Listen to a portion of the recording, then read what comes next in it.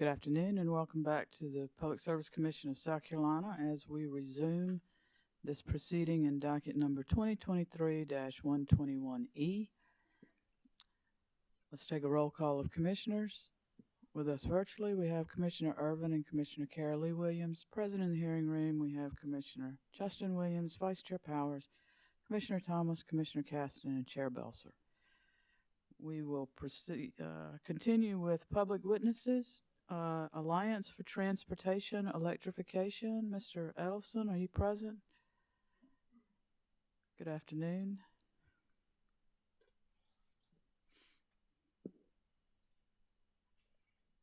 Mr. Edelson, if you'll raise your right hand, please, I'm going to swear you in.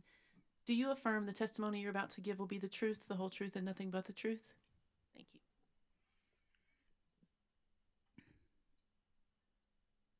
Good afternoon, Mr. Edelson. I'm going to ask that you turn that microphone on in front of you. There's a little button down. There you go. You're on. Okay. And would you state your name for the record, please? My name is Bruce Edelston. And who are you with? I'm with the Alliance for Transportation Electrification as a senior advisor. Thank you, sir. Please proceed with your comments. Okay, thank you. First of all, a word about who the Alliance is. I use the acronym ATE to shorten it, but we're a national trade association with over 70 members, including auto manufacturers, utilities, EV charging companies, and service companies. We like to think we have a big tent and represent all sectors of the EV ecosphere. I would mention that both Duke Energy and Dominion Energy are members of the association. Our executive director is Phil Jones, who is a former Washington State Commissioner and president of NARUC. And the focus of our organization is very specifically focused on state legislatures and public service commissions and advocating for increased infrastructure to make the EV industry succeed. I'm going to focus just on two areas today in my short remarks, and I think they're probably the two most controversial issues that you're going to have to face in this proceeding, given the testimony that's been offered so far. The first is utility ownership and operation of charging stations, and the second, which has been talked about a lot already today, is rate design issues. First, with respect to ownership, you've received quite a bit of testimony on ownership issues, and I'd like to make one overarching point with respect to the issue, and that is that the Commission should not categorically rule out ownership. While we believe private charging can and will meet the bulk of the state's needs into the future, they are unlikely to meet all needs. In particular, there are underserved areas, rural areas, areas without convenience stores or gas stations at every corner, whose needs may not be met by the private market. Utilities will not, under any circumstance, dominate the market. I don't believe any utility wants to dominate the market. I think they want to fill in the gaps, provide services where the private market doesn't go, multifamily dwellings, roadside service, and other similar types of instances, maybe areas where utilities are needed. With respect to all of the arguments about anti-competitiveness of utility participation in the market, I simply remind everyone that utilities don't provide charging services for free. They must come to you for approval of the rates that they charge, the prices that they charge for charging, and you in turn can assure that those rates are not predatory or anti-competitive. Further, because utilities are collecting payment for charging services, there is no subsidy from existing customers in the long term. Ultimately, existing customers get paid back, although I will admit that there probably are some cross subsidies in the short term. Turning to rates, with EVs, as with any other customers, it's imperative that rates reflect the cost of service, the principle of cost causation that's been talked about already. Demand charges applied to commercial customers in public charging stations have proven to be a good way to ensure that customers pay for the capacity costs that they impose on the system. It is true that when utilization is low, demand charges can result in very high costs per kilowatt hour, and that could be a hurdle to getting charging stations built within South Carolina. So we support sort of a compromise position where demand charges are mitigated in the short term, but over the longer term, they're phased back in, particularly during this early stage of market development. To answer a question that I'm sure you're going to have, I think storage is a solution to demand charges, but it's not a solution to the utilization problem. During the early years of EV adoption, there will be low utilization of charging stations, which means whether you're buying storage, which can be very expensive, or whether you're paying demand charges, in either case, the cost per kilowatt hour is going to be very high for those charging stations. And therefore, as a matter of public policy, we think that at least on a temporary basis, demand charges might be mitigated. So while the Commission should not rule out demand charges nor cancel them in the long term, they might consider proposals from utilities for phasing them in, as many states have done. That concludes my statement. Thank you, Mr. Edelson. Parties, any questions for this witness? Commissioners, questions for the witness? Chair, Commissioner Irvin? thank you. Just to pick up on your last point, you said that you have somewhat of a compromise position. Could you go in a little bit more detail about what you're recommending that the Commission do in the short term? Yeah, there's no specific solution that we recommend. One particular rate design that a lot of states very recently have been adopting is sort of a phase-in where demand charges start at 0 in year 1 and go to 100%. And the timing for going from 0 to 100% of the typical demand charge is based on utilization of the station. So there is a time when demand charges become more economical than volumetric rates, and that time would be when that level of utilization is reached. It's usually around 15 or 20% utilization of the charging station. At that point, you might impose 100% demand charges. So it's sort of a sliding scale of demand charges from 0 to 100 that phases in over time based on utilization of the charging station. So that's one approach to use. Other states have adopted subscription rates where customers pay a set fee per month, provided that they use power only in off-peak periods, which means that they don't impose demand charges on the system. So those are just a couple examples of ways that you can mitigate demand charges in the short term. Do you know of states that have already adopted those approaches short term? Yeah, California has adopted the subscription rate approach for commercial customers. North Carolina has done it for residential customers in the case of Duke Energy, and I'm sure they can talk more about that. The sliding scale has been adopted in New York and Massachusetts, among other states. Do you see that as a best practice? Yes, I do. I do. Do you think that the investor-owned utilities would support such compromise? I would hate to speak for them. Well, in other jurisdictions, I guess. Yeah, in other jurisdictions, they've supported it for most certainly.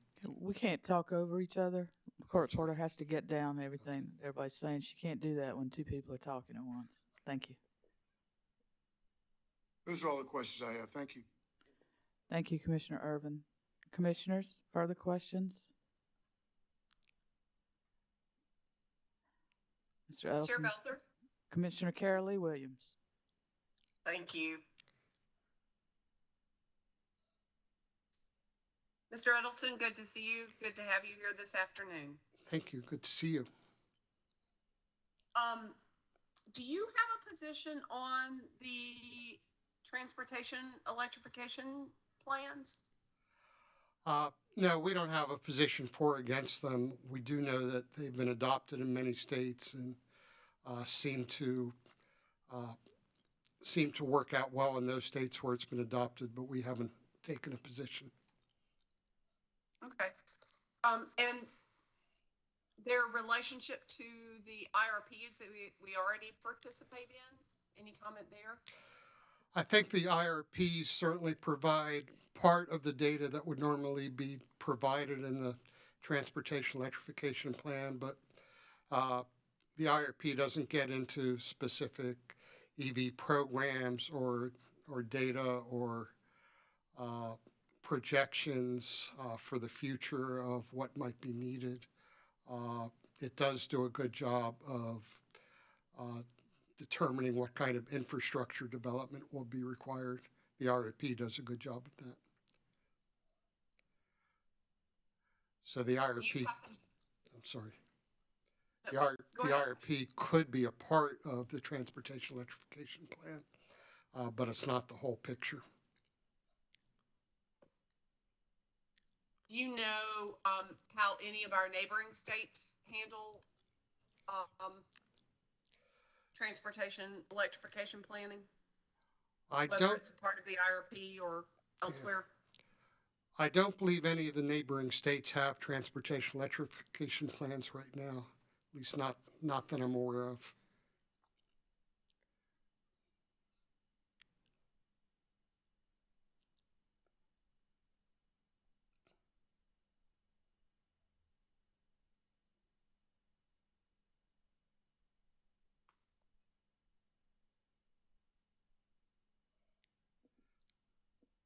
I'm sorry for the delay, but it looks like you've, the questions that I had from the submittal that you all made in July, I think you've answered them. So thank you very much. Thank you, Commissioner. Commissioner Caston. I have just one question. Thank you, Madam Chair. Good afternoon. Good afternoon. All right, what I think I heard you say was during that phase-in process, if opt not to go with demand charges and phase in, however long that would be, there would be a cost shift for non-participating customers. Is that correct? That is correct. All right. Commissioners, any further questions?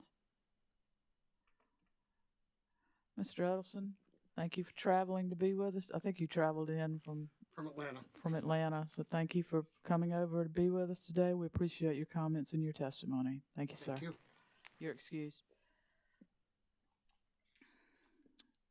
Is there someone from Charge Ahead Partnership here? Okay. Americans for Affordable Clean Energy. Mr. Green, I believe your witness is virtual, is that correct? Yes, ma'am. And I'm gonna ask you to pronounce his name for me. I believe it is Fialkov. Do we have Mr. Fialkov? Yes, ma'am, I'm here. I hope I said that correctly. If not, I'm gonna blame Mr. Green. You both were perfect. Thank you. Thank you. I'm from Spartanburg, sometimes Mr. Fialkov, I'm going to ask you to raise your right hand and let me swear you in as a witness, please. Do you solemnly affirm the testimony you're about to give will be the truth, the whole truth, and nothing but the truth? I do. Thank you. Mr. Green? Thank you, Madam Chair. Mr. Fialkov, please state your full name for the record. I'm sorry, I can't hear. Is that microphone on? Is this better? Yes. Sorry. Mr. Fialkov, please state your full name for the record. That I could have done even if I couldn't hear. David Fialkov. And by whom are you employed in what capacity? I'm the Executive Vice President of Government Affairs at NATSO. And is that as well for AACE? Yeah, I also function as the EVP of Government Affairs for another trade association, Sigma, and the Executive Director of the Americans for Affordable Clean Energy. Thank you. In connection with this proceeding, did you prepare or cause to be prepared under your direct supervision and pre-filed in this docket direct testimony consisting of 17 pages? Yes. Are there any changes or corrections required in your testimony? No, sir. If I asked you the same questions contained in your pre-filed direct testimony today on the stand, would your answers be the same? Yes, sir. Madam Chair, at this time, we would move into the record the pre-filed direct testimony of Mr. Fialkov as given orally from the stand. Mr. Fialkov's pre-filed direct testimony will be entered into the record as if given from the stand. Thank you, Madam Chair. Mr. Fialkov, did you have 3 exhibits attached to your pre-filed direct testimony? Yes, sir. Are there any changes or corrections to be made to those exhibits? No, sir. And those exhibits are labeled DHF-1, DHF-2, and DHF-3? Yes. Madam Chair, we would move into, as the next hearing exhibit into the record, the 3 exhibits attached to the pre-filed direct testimony of Mr. Fialkov. Any objection to these exhibits? Hearing none, we'll receive Mr. Fialkov's pre-filed exhibits that are marked DHF1 through DHF3. They will be marked as a composite exhibit, marked for identification as hearing exhibit number 5, and received into the evidence of this case. Thank you, Madam Chair. Mr. Fialkov, have you prepared a summary of your direct testimony? I have. Would you please deliver that at this time? Sure. Thank you very much. Good afternoon. Appreciate you allowing me to speak to you today and for your indulgence in permitting me to do this virtually. My name is David Fialkov. As I said, I'm the Executive Vice President of Government Affairs for 2 trade associations, NATSO and Sigma, that collectively represent around 90% of retail sales of motor fuel in the United States. And I also function as the Executive Director of Americans for Affordable Clean Energy, which is comprised of some of the most forward-thinking, sophisticated, well-capitalized fuel retailers in the country, with a particular focus on identifying opportunities to add EV charging stations to the suite of fueling options that they currently offer their customers. And that includes a number of companies that will be familiar to South Carolina drivers, including Quick Trip and Circle K, Love's, and others. Before I get into the specifics of this docket, if I may, I want to briefly just note that the retail fuel industry is first and foremost a real estate industry. They have identified and purchased most of the real estate in the country that is well suited for servicing motorists, both along the interstate highway system, in deeply urban inner city areas, as well as in rural America. And we are ubiquitous, but we are fuel agnostic. We want to sell whatever our customers want to buy, as long as we can do so lawfully and with an opportunity to make a return on the investments that we make. We don't care what type of fuel our customers buy, right? They can buy gasoline or electricity just like they can buy coffee or tea or Coke or Pepsi. We are agnostic. If drivers wanted to put peanut butter in their cars, we would sell them peanut butter. Fuel retailers simply want to sell drivers the fuel that they want, not only today, but long into the future. And it's logical for EV charging stations to be part of that mix. We take seriously efforts to decarbonize transportation fuel. Those efforts are not misaligned with our obligations as a business, because it is clear to us that going forward, our customers are going to want EV charging. Our mission, our collective mission, is to ensure that the transition to electricity as a fuel is as expeditious and efficient as possible, which we believe can only be achieved if the consumer perspective is prioritized. Always think of the consumer. And when we think of consumers, we think of EV drivers, right? Different people have different customers today. Our customer is the driver, right? We know these consumers. We know how they think. We know how they behave. We know what they like and what they don't like. We are incredibly attuned to both their obvious and their subtle proclivities, because we have to be. The real estate that we own is well suited to servicing EV drivers who need to refuel their vehicle in a fast, on-the-go environment, which is all we're focused on, right? Fast, on-the-go charging activities, as opposed to slower at-home charging or long-term, parking garage type charging, which we think is a different use case that can and should be governed by different policy principles. So having said all of those things, I'll pivot now to the present docket.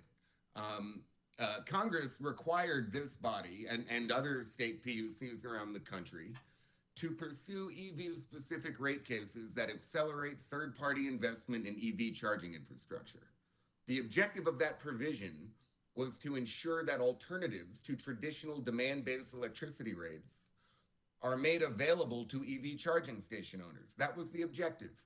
The provision was intended to lead to new rate designs that enable the private sector to make economically sustainable investments in the high-powered charging stations that will help drivers, fleet operators, and truckers go electric, while more appropriately reflecting the actual marginal costs added to the grid by EV charging stations. The challenge you face is not unlike the challenge your counterparts in other states as well as federal policymakers are confronting, which is how can we build out a nationwide public EV charging network that is sufficient to make consumers comfortable purchasing an EV? That is not the case today. Most consumers say that the primary impediment to their buying an EV is not cost, in fact, but it's the lack of availability of convenient public charging infrastructure. So how do we fix that problem, right? We need to make it profitable for private businesses to invest in and offer the public EV charging stations. Unless and until we can create a regulatory and market construct that will prompt private capital to systemically flow toward EV charging investments, we will fail. That pathway to profitability does not exist yet, but it's coming, right? We can see the light at the end of the tunnel. And this docket presents an opportunity to move us in the right direction faster. At the same time, if we get it wrong, it will result in private money remaining on the sidelines. The successful adoption of EVs will depend not only on modernizing the grid and charging infrastructure, but on updating electricity rates so that the charging infrastructure being installed today can operate in an economically sustainable manner for decades to come.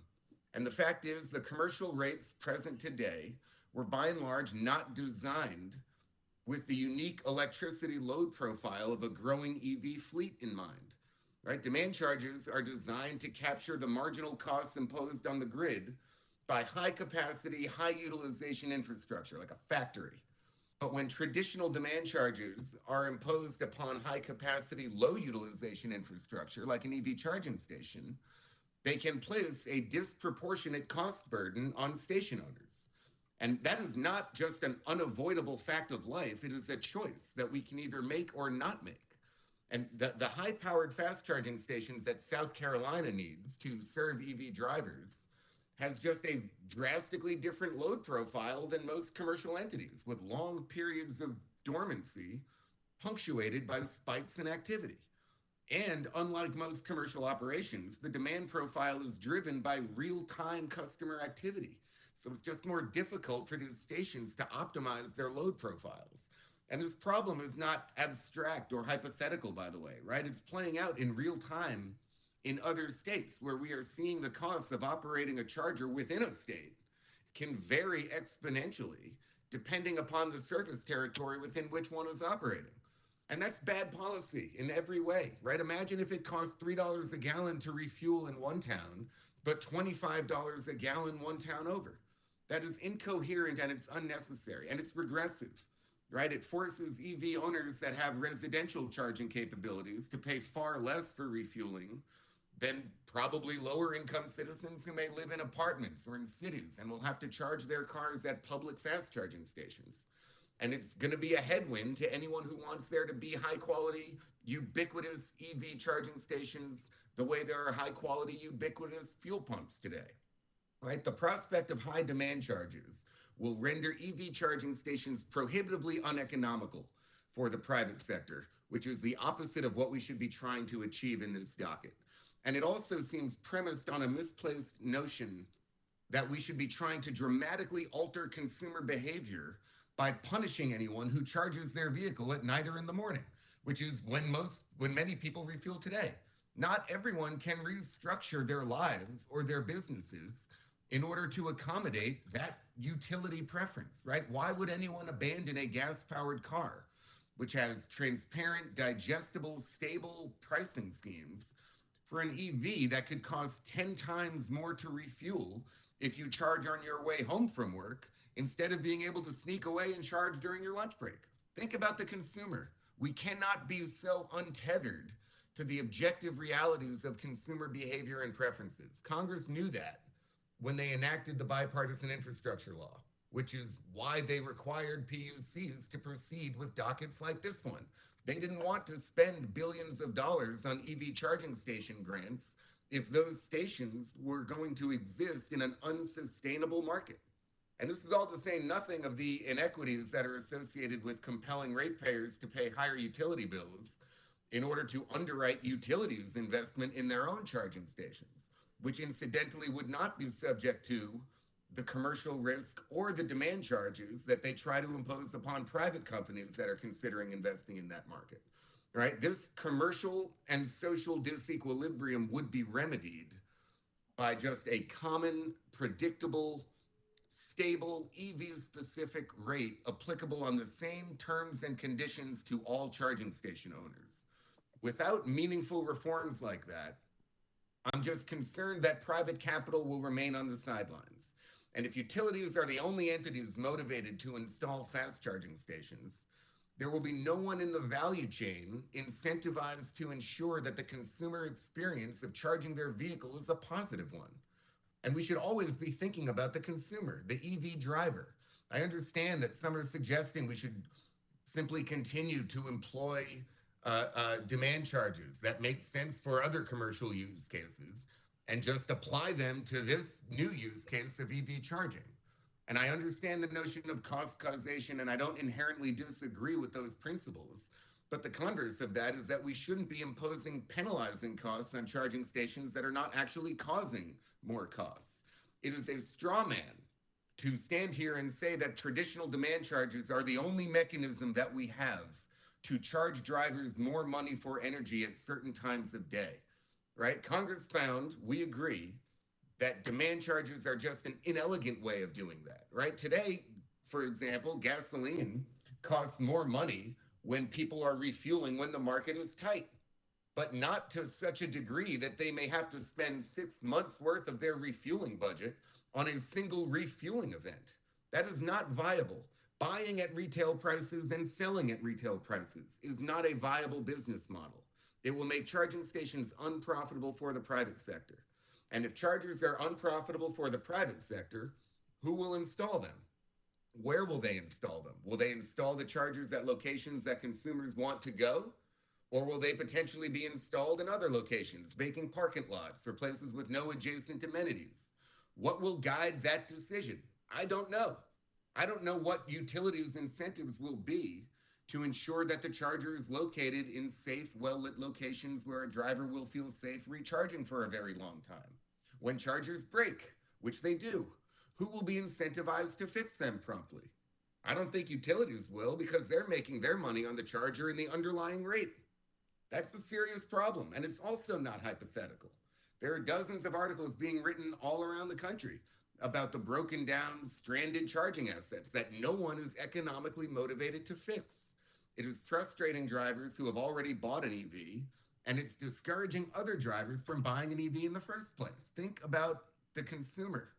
The reason that we don't regularly see malfunctioning gas pumps today is that when they break, we fix them quickly, because if we don't, we lose money. If newer, faster chargers are developed, which we expect will be the case over the coming years, our industry would have a meaningful incentive to invest in them in order to maximize our consumers' experience.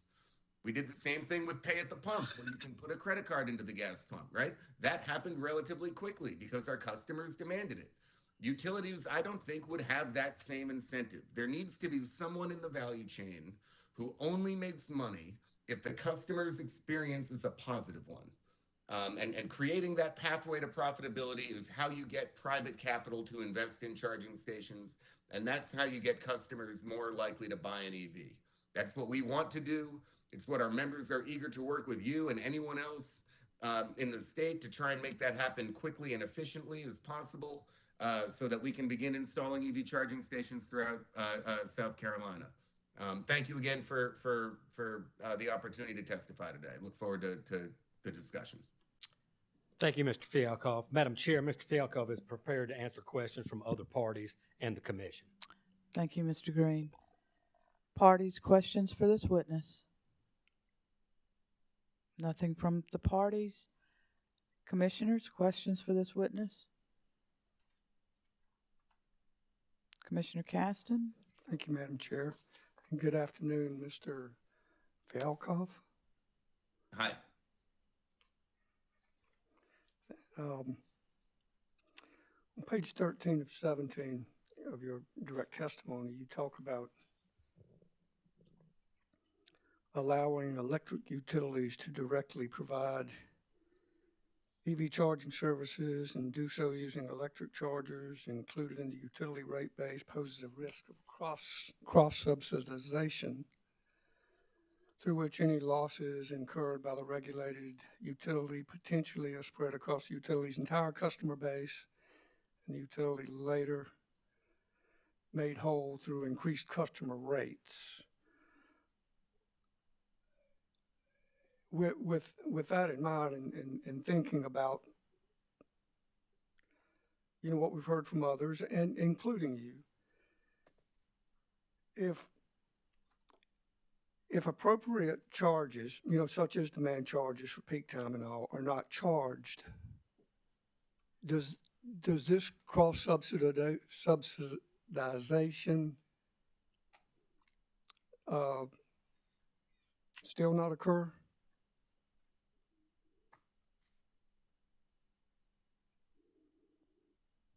So for the private market to work, we think that there needs to be a pathway to retailers buying electricity at wholesale prices. Maybe the internal transfer costs that utilities have to deliver electricity would be an interesting starting off point. And that should exist in an ecosystem without punitive demand charges. That would make the economics work both for charging station owners and site hosts, and more importantly, for consumers. To the extent that there's going to be ratepayers at large absorbing some of the costs here, we think that should be minimized to the maximum extent possible. And under no circumstances should we allow that to distort the ongoing market for retail sales of electricity to EV drivers. I understand that. And, you know, with that in mind, you know, going back to like page 11, lines 11 through 14 on your direct, you say demand charge make it very challenging for private companies to offer electricity to EV drivers at a price that is competitive with gasoline or diesel. And as I read that and I thought about that, and I've been thinking about not only what you said, but what the others have said,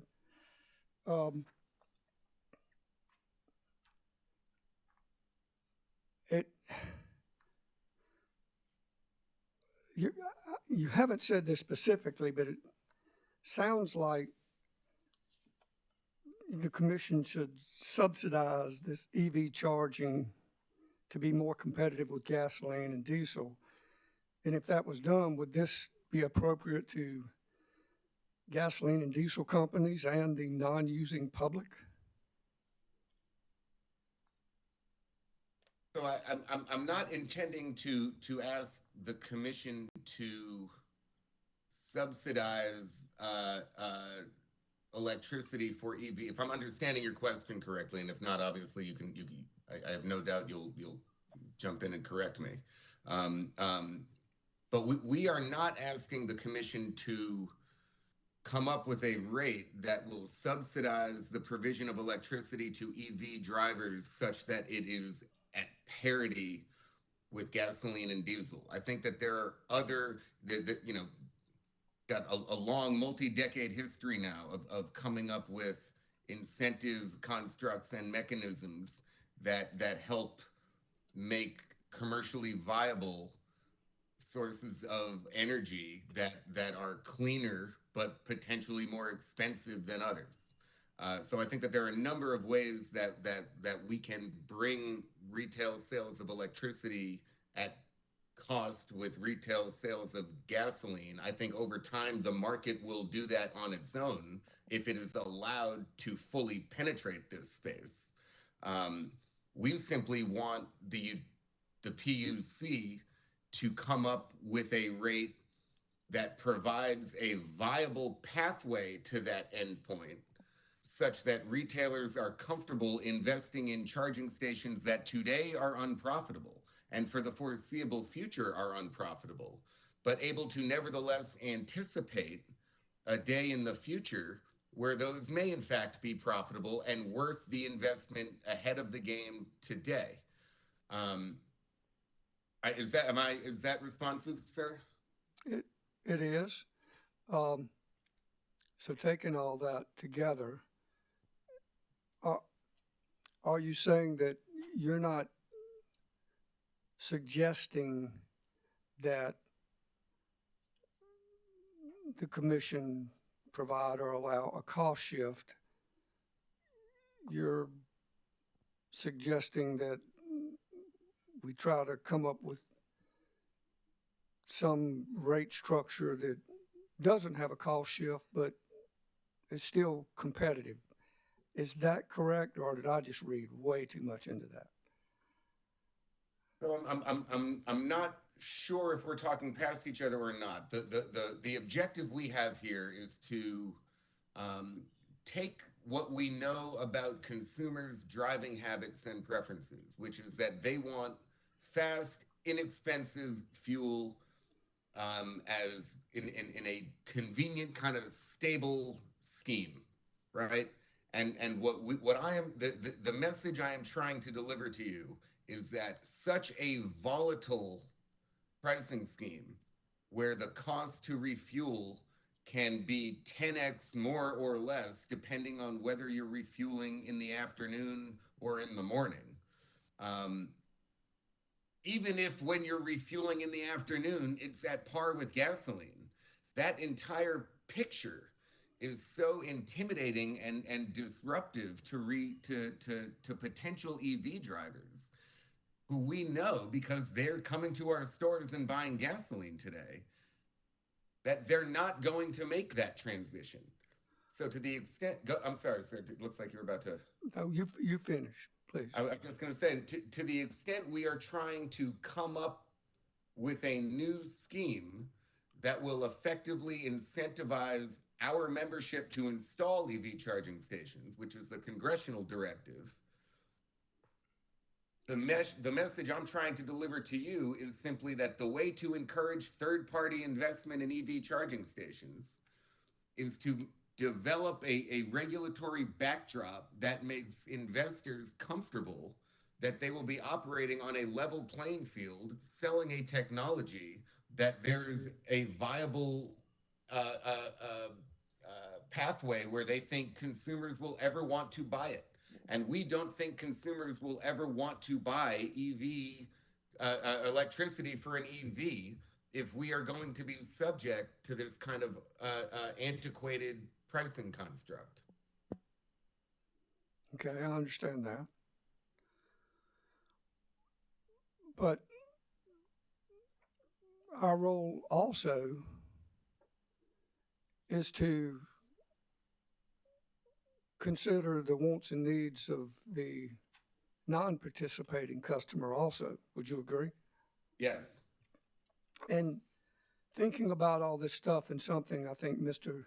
Silverman stated, and I'm not quoting him, but something along these lines, that not using demand charges or whatever the actual costs are on the on the grid, you know, to sustain this utility, these costs occur. That not doing that is a disincentive to innovation. And with that in mind, would it be possible for maybe some innovation? And I don't know how innovative this is, but like if there were standby generators or solar battery systems at some of these facilities that during those times could offset that. I mean, I don't have a clue, obviously. No, you clearly do have a clue with respect, and because you're thinking along the very same lines that I am, which is I refuse to believe that demand charges that were designed for large factory type commercial use cases are the only mechanism by which we can ensure that non-participants are not forced to absorb this cost. I think that there are a variety of constructs that are worth kind of really sitting down and thinking through and talking about. I heard Mr. Silverman, was he with FreeWire? Is that the testimony you were referring to? Yes. Silverman, yeah. I mean, that company's motivation, just to help read between the lines of a lot of that, their motivation is not necessarily to make EV charging investment more attractive writ large, or to get drivers to buy more EVs writ large, but rather to get private businesses, my membership, to buy FreeWire's EV charging solution.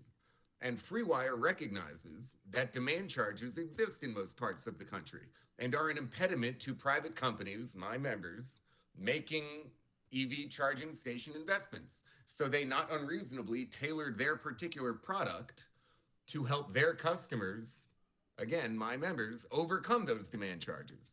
That is a commercial position that a particular company has, since demand charges can be mitigated in certain situations with batteries that are connected to a charger, and enabling charging station owners to manage their inventory, so to speak, is a good tool. But again, that with respect to demand charges, that is one company with one parochial perspective.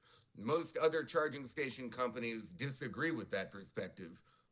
We disagree with that perspective, even though we do support the idea of managing inventory, and having a battery adjacent to our charger is a good thing regardless, right? It was fleshed out a little bit during some of the questioning too, but you just need to realize that if a car pulls up to a FreeWire charger on a gas station parking lot and the battery on that charger is low, maybe because another car just used that charger, the battery isn't all that useful at that point, and we're back to customers having to absorb the cost of exorbitant demand charges, right? For the time being, in most markets, there aren't a lot of instances where EV chargers are utilized one after the other, but that day will come, potentially faster than we anticipate, and we shouldn't be applying one parochial commercial perspective to the entirety of that nascent market. Beyond the battery attached to the charger itself, I would say that we are strongly supportive of microgrids and other kind of self-generation opportunities so that we can feed chargers through solar panels on our roof or on the canopy in a way that can kind of over time help us manage our fuel inventory, not unlike we do when we have excessive storage tank capabilities today with liquid fuel, right? These are the same muscle movements that commercial operators in my space are eager to apply to EV charging. What we have found is that a lot of utilities pretty aggressively oppose our ability to generate electricity on site in order to feed our charging stations because they view that as a commercial threat to their kind of core business. So that's another kind of medium-term policy discussion that we need to have. Well, hearing all that, it almost sounds like we're on the same wavelength to a great degree. And in South Carolina, I think if they want to do that, they can do that.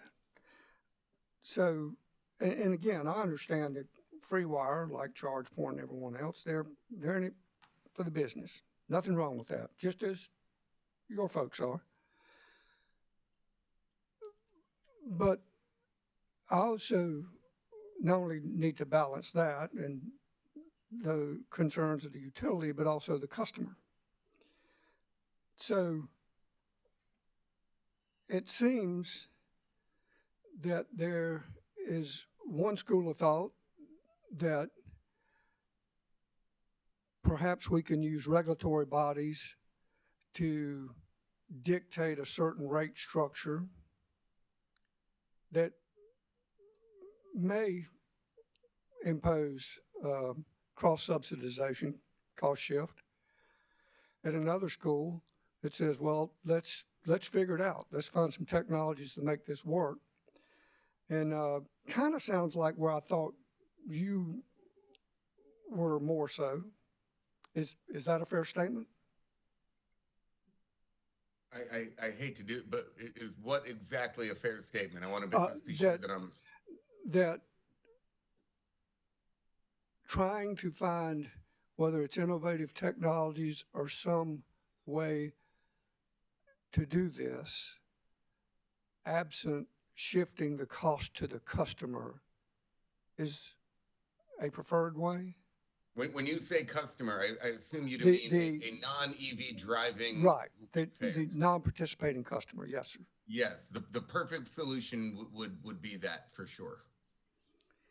But I think that it's I would be I'm reticent, and I think it's a little reductive to frame this as just a binary discussion. I think that there are ways to do this right, and there are ways to do this wrong, and there are ways to do this very wrong. And what we think just is very wrong is if you're not, is if you are,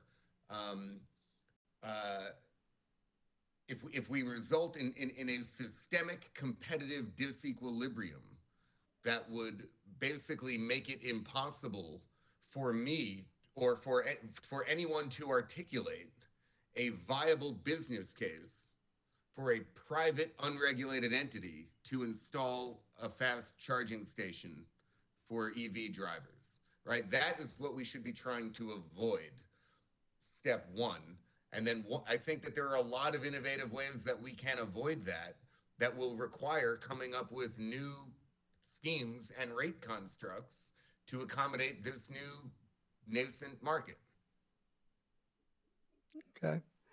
Well, I appreciate you being here and all the folks that have testified so far and all those to come, because I think that's the purpose of this, to receive y'all's feedback, which greatly appreciated, and hopefully come up with the best decision possible. Thank you, sir. Thank you. Commissioners, questions for this witness? Chair Belser? Commissioner Carolee Williams? Thank you very much, Chair Belser. Good afternoon, Mr. Bialko. Good afternoon, Ms. Williams. Good to meet you. You too. I think I will start with where you ended with Commissioner Caston. And one of the two of you talked about the non-EV driving customer. And my question is, from where you sit, how long will there be non-EV driving customers?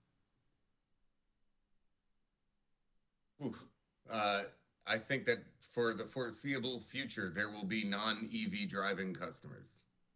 And there are going to be a lot today, and sometime in the future, there are going to be very few, but there are going to be some for a very long time.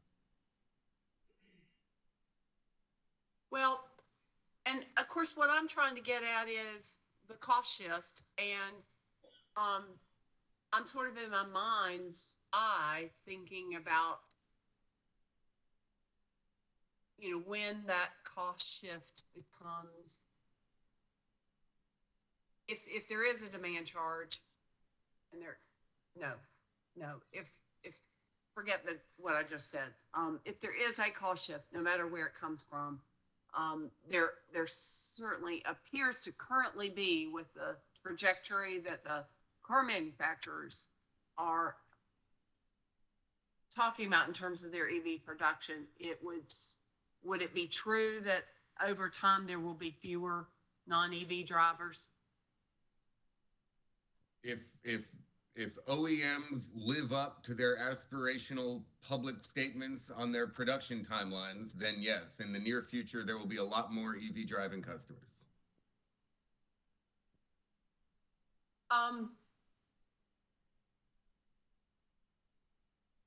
Talk to me some about how demand charges could work with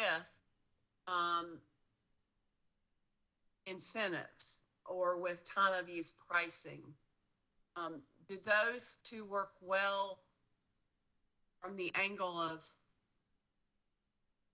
covering the overall impact, but incentivizing the behavior that puts the least stress on the system?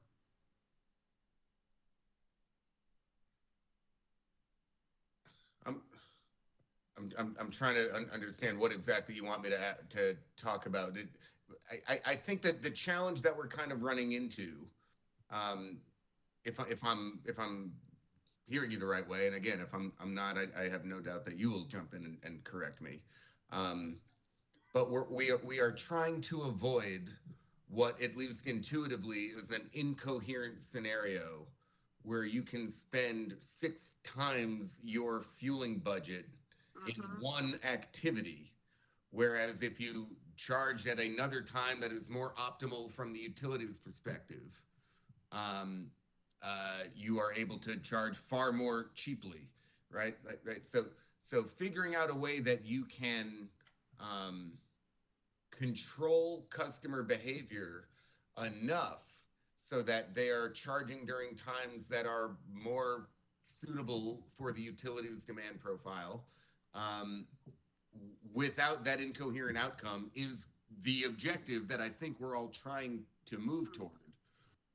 What I think is that the best way of doing that is to try, if we can, to divorce ourselves from the regulated market construct that governs utilities today and trying to back into a solution that accommodates that, and instead to view the unregulated, transparent, competitive, consumer-friendly market that governs retail fueling today, and trying to translate utility market behavior and preferences into that one.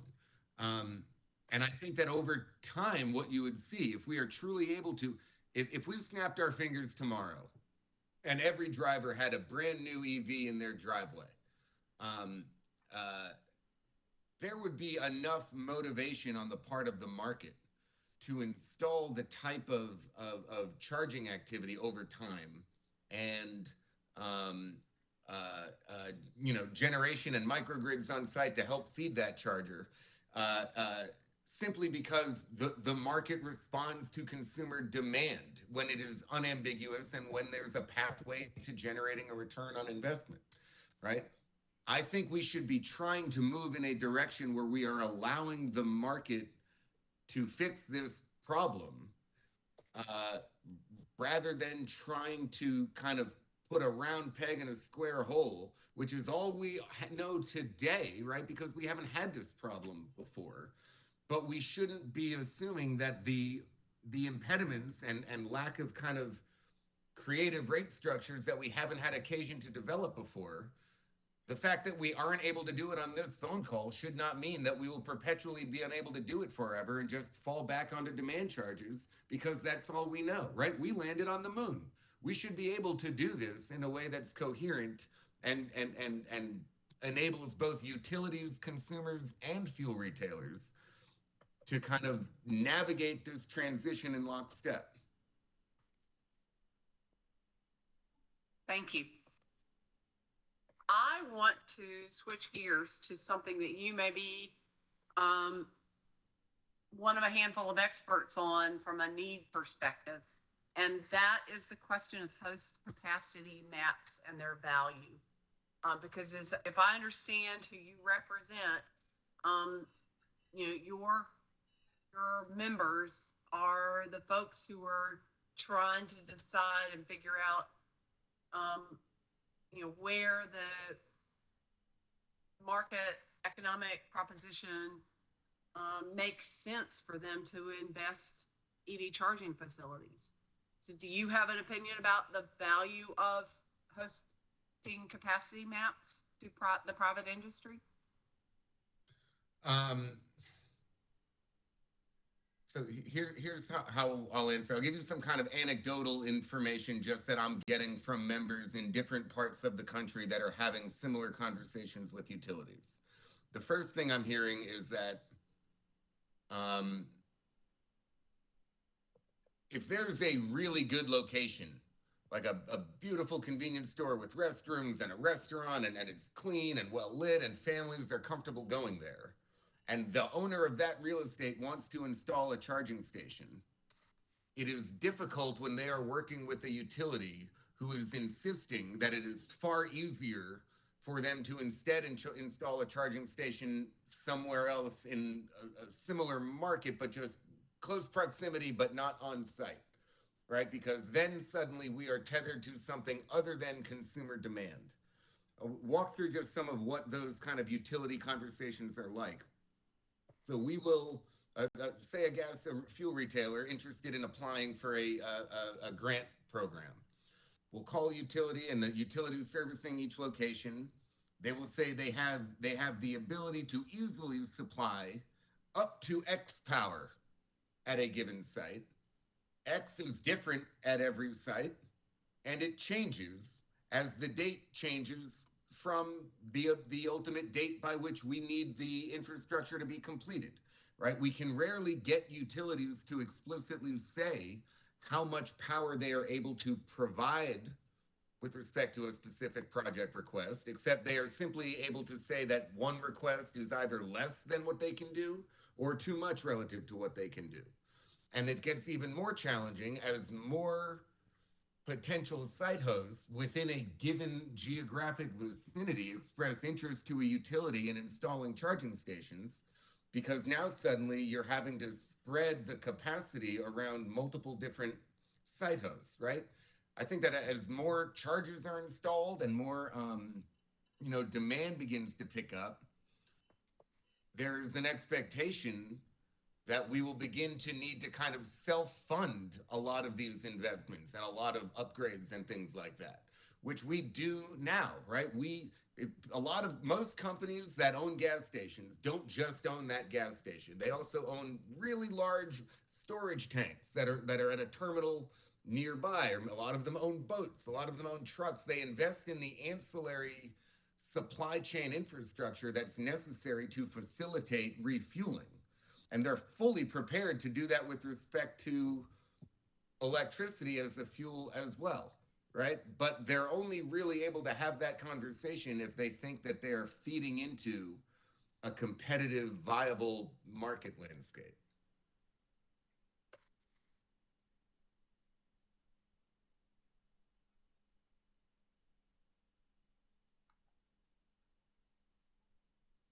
Sounds challenging, and sounds like you're saying hosting capacity maps might not be the solution. Well, look, I mean, keep in mind, I represent many, many different companies. Right. And any given map will look one way to some companies and bad to another, right? If I'm understanding mapping correctly, what it would basically say is that depending on the luck of the draw, your site may fall within a place that can install charging or not. And that decision is made by something other than whether customers want to refuel at a given site. And that is a disconnect that we should be trying to overcome rather than perpetuate.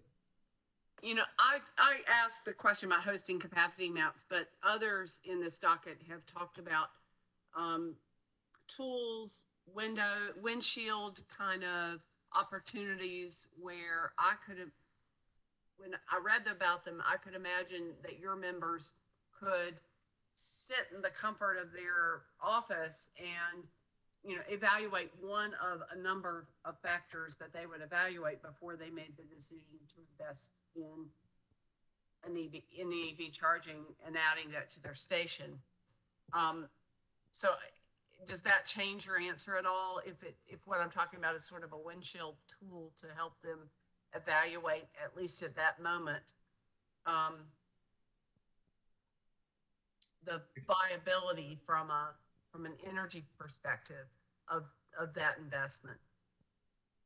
Yeah, I mean, look, if I'm on, again, I'm slightly out of my element here, but if what you're saying, would it be useful to the retail fuel industry writ large to have kind of a one-stop shop where they can at relatively quick glance know whether a given site that they own is suitable for relatively prompt EV charging equipment installation to enable them to install an EV charger? Is that useful? Yes.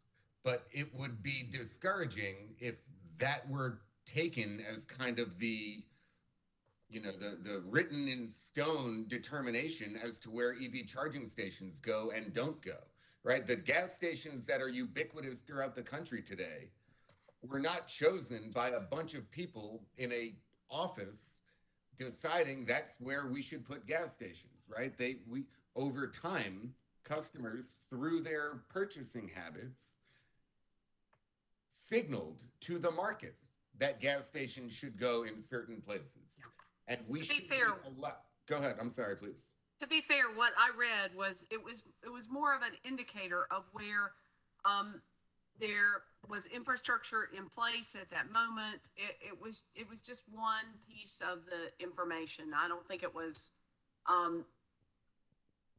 trying to influence the market anyway. It was just reflecting the energy infrastructure that was in place. Fair enough. Look, more information is always a good thing, I think, right? Just be mindful that the result could be that companies that are otherwise inclined to install charging stations could be dissuaded if they find that the map doesn't comport with their specific real estate, right? Okay. You, I think, are the only person who wrote up, who referenced Senate Bill 684 in your information. Do you want to add any more to the conversation about the opportunity that is not yet law, but an opportunity for separate entities of a utility company to provide EV charging? Sure, be happy to. Thank you for the opportunity. What we have always sought for, and what you heard me say today, is not that anyone should be prohibited from installing EV charging stations, but simply that anybody installing EV charging stations should be operating on a level competitive playing field with anyone else who installs EV charging stations. And this is understandable coming from an industry that has, huge price signs allowing customers to compare the price of gasoline at one store versus another, oftentimes across the street from one another. And customers view this as the same fungible commodity. So if you're just imagine yourself behind the wheel of a car and you see 3 gas stations at an intersection, each of which charge $3 a gallon, but one of them charges $2.98 a gallon. You are intuitively going to go to the cheaper option. So the companies and the retail fuel market thinks in terms of tenths of a cent. The price of fuel is always 9/10 of a cent. That's how low their margins are, and that's how competitive that environment is.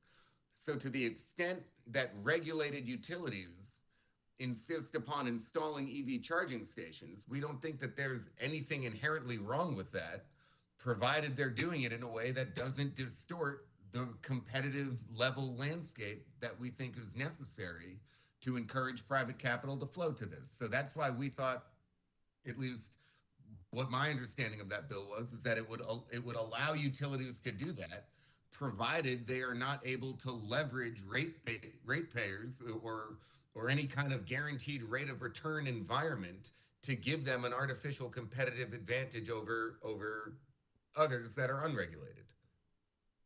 Thank you. One last question that you may have heard me ask before is, are your members likely to be able to charge by the hour, by the, I don't mean, change their prices to their customers. So if somebody comes in at a peak hour for energy and they're ready to refill their EV, could they be charged a higher rate? And how would customers respond to that? What's your industry saying about that? Does that make sense as a question? If you could just help me understand, you're asking, is our industry able to change the price of? I think I'm asking two questions. Is your Okay. industry able to change the price on an hourly basis if you needed to, because the time of use rate was, higher or lower at a particular time, and you wanted to pass that on to the customer? Can your industry make the change on a regular basis to reflect charges that try to incentivize avoiding recharging at the peak? Yeah, so I assume now you're talking about electricity regulation and not regulations that affect the changing price of gasoline, which is a separate issue. There are some Right, states. right. Okay. Right. I have no knowledge of that. So there are some restrictions on pricing volatility in retail gasoline that in different states and localities, and I would have to check to confirm that the way those are written don't unintentionally influence our ability to change prices on electricity. I assume they do not. Assuming there's no kind of policy impediment that allows us to do that, then on the short answer to your question is that yes, there's no reason we shouldn't be able to charge more for refueling in the morning than in the afternoon. But what we will tell you is that we will never charge customers an astronomical rate to charge in the morning or the afternoon, or the morning or the evening, in order to avoid demand charges, because nobody would use the charger. If we charge $25 a kilowatt hour, we don't think anybody would use that charger during that period, and we don't think that that is a viable regulatory construct to invest in. That doesn't mean we can't, you can't spread that cost around over the course of a day in a way that may make some people who would otherwise pay less pay more, some people who would otherwise pay more pay less, and create a more stable retail pricing environment. That, I think, should be the objective here. But it shouldn't be basically $1 a kilowatt hour sometimes and 25 a kilowatt hour other times. It's just not viable. You'll run into a ceiling of EV penetration at that point. And I think we would be nearing that ceiling now. One thing I would note for you, and it's an important kind of reality to be mindful of here, is that EV charging stations that are installed now are not indicative of an ongoing business case being made, whether it is a utility owning them or Tesla, obviously, which is interested in selling cars too, and that cross-pollination can influence some of their commercial and pricing decisions. And a lot of fuel retailers today are willing to lose money on EV charging by not charging those exorbitant prices, just to kind of use it as a beta test and see how customers behave and respond, again, in anticipation of a more sustainable, permanent, long-term market solution being developed. I hope that's somewhat useful to that latter question there.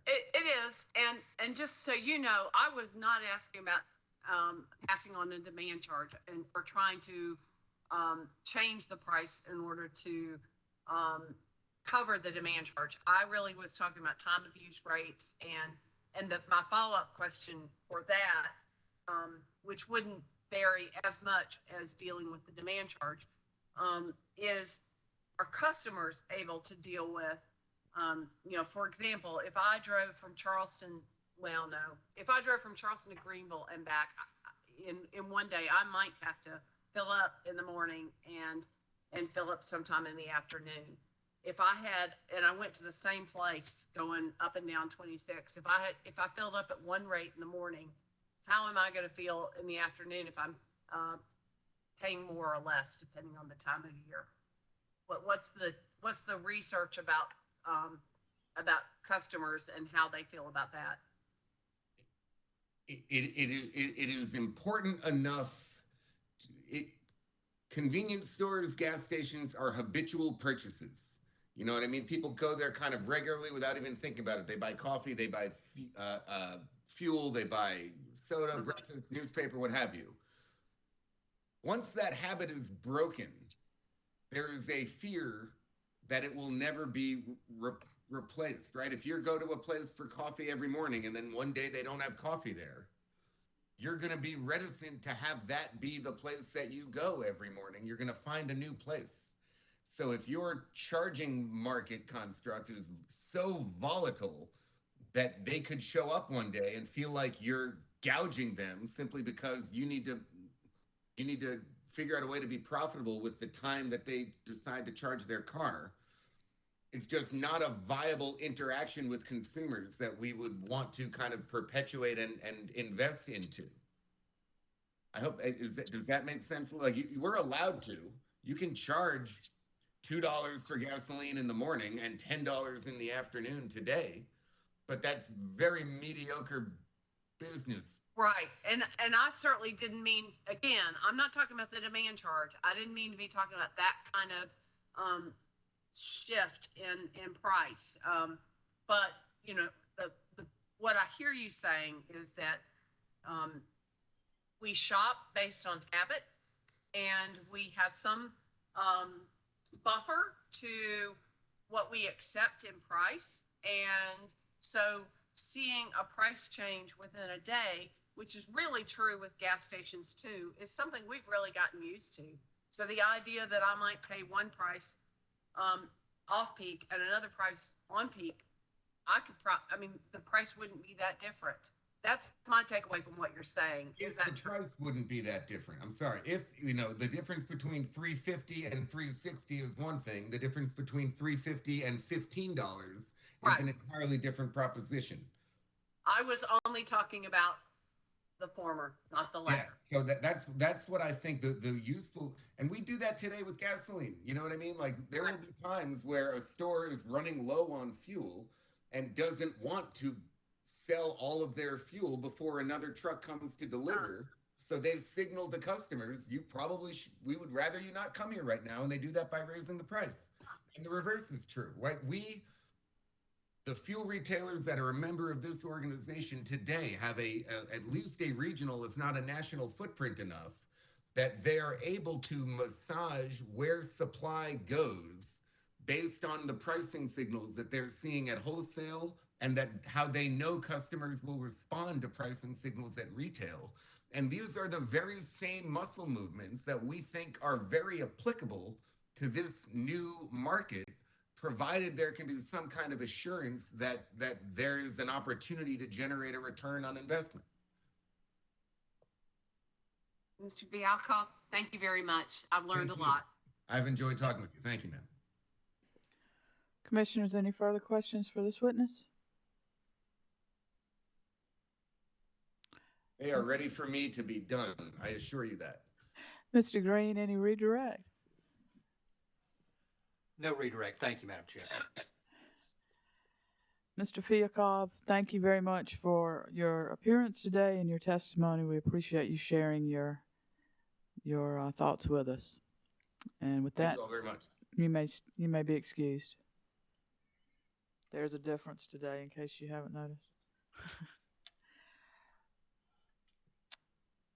Ms. Eaton for Walmart.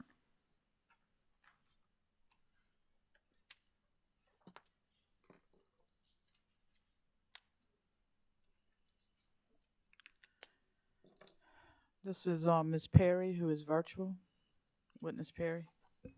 Yes. Can you hear me okay? Yes, ma'am. I was just letting Thank you. folks in the back know. There she is. Hi, Ms. Perry. How are you today? I'm good. Can everyone hear me okay? Yes, ma'am. We can hear you. Would you state your name for me, please? Lisa Perry. And Ms. Perry, I'm going to ask you to raise your right hand, and I'm going to administer the oath to swear you in.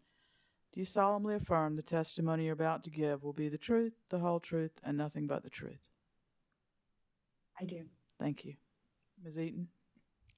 Good afternoon, Ms. Perry. Can you state your full name and business address for the record?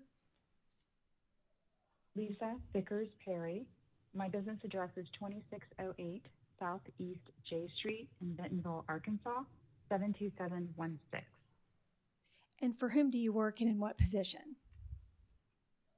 I work for Walmart, Inc., and my position is Director on the Utility Partnerships team within our Energy Transformation Department. Have you testified before this commission in previous dockets? Yes, I have. And did you cause to be prepared for this docket pre-filed direct testimony dated September 22nd, 2023, consisting of 5 pages? Yes. Do you have any additions, updates, or corrections to your pre-filed direct testimony?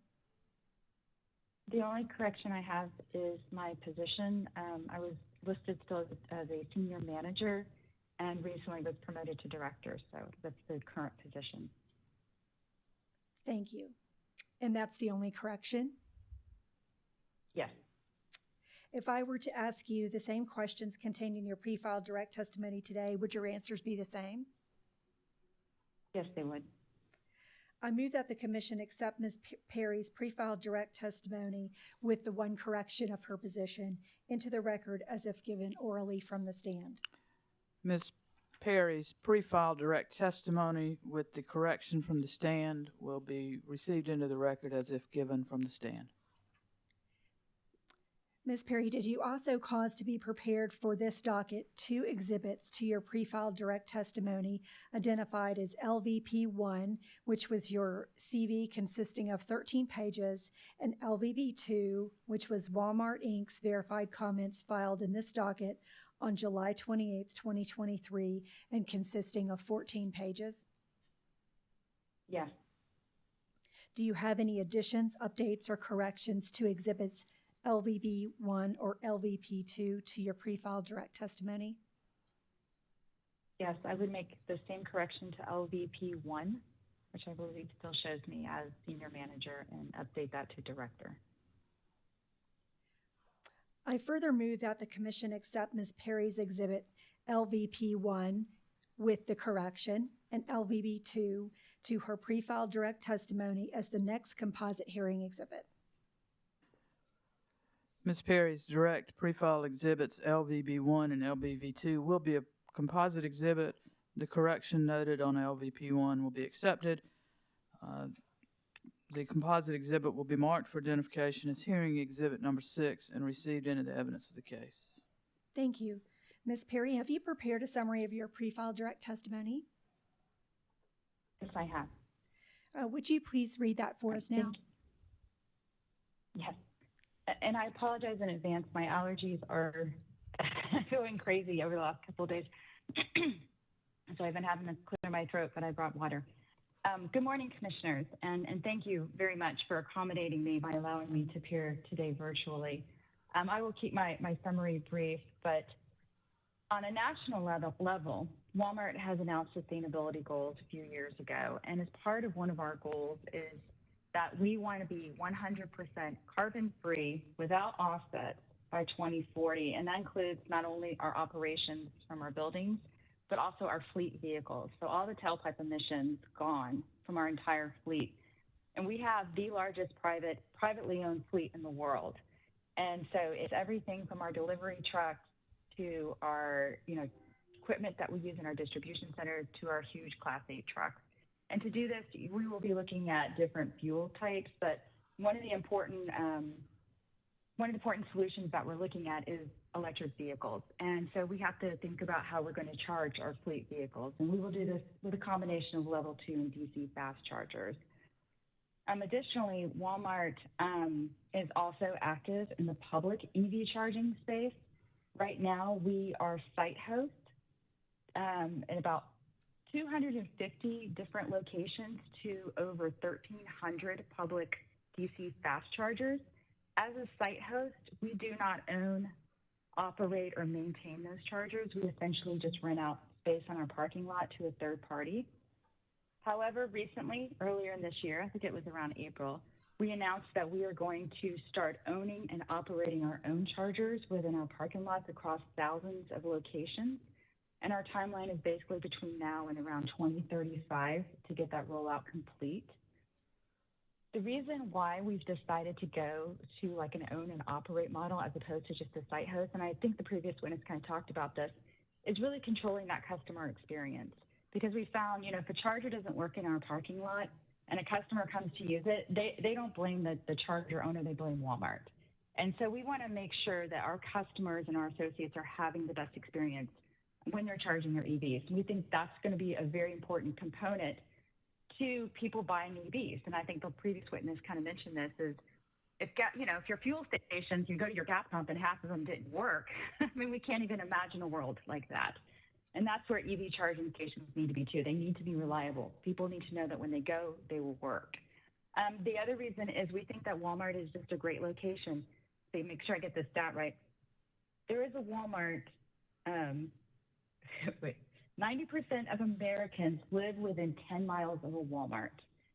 In South Carolina, we have retail stores in 80% of South Carolina counties with multiple stores in the higher population areas. So we have large parking lots, they're well lit, we have amenities. So we think that Walmart is just a good place to put public EV charging, and we think that it will help with EV adoption overall. So when we're trying to figure out where we will site these chargers, some of the things that we're going to look at is obviously, number one, the economics of the charger. And within those economics, we have to look at, you know, how much is it going to cost to site it? How much is the infrastructure going to cost? Is there a make-ready program to help offset some of those costs? And then also the EV charging rate. You know, what are we going to pay for the electricity that we then have to turn around and sell to the EV driver? So as we're just started rolling out and starting our site selection process, but already we are in communication with a ton of utilities around the United States. And the biggest barriers that we're kind of seeing in this initial phase of this is, you know, these barriers are not to lay blame. I mean, we're all learning, but and some things are beyond the utilities' control. You know, for example, the timelines on transformers and switchgear. I mean, some utilities are telling us it's taking them 1.5 years before they can get us a transformer. Others, you know, they have a couple in stock. You know, it varies widely across the utilities on, you know, their ability to get this equipment. The other is having a single point of contact within the utility, especially someone who is familiar with customers trying to put in EV chargers. We find some utilities have a whole team dedicated to that. We find others don't have really anyone, and every time you call, you get someone different and you get inconsistent information. And then the other barrier that we're finding is just permitting timelines. And I know that's with local agencies, but that is also something that, you know, we're having to deal with. And, you know, some cities and counties can get permits pretty quickly. Again, some can take months. I think that's all I really have. I really do appreciate the commission and its staff for considering all of these important issues in this docket, and I look forward to the conversation. Sure, Madam Chairwoman. Actually, Commissioner Belzer, Ms. Perry is available for cross-examination by the parties and by the commission. Thank you, Ms. Eaton. Parties, questions for this witness? Hearing none. Commissioners, question for this witness?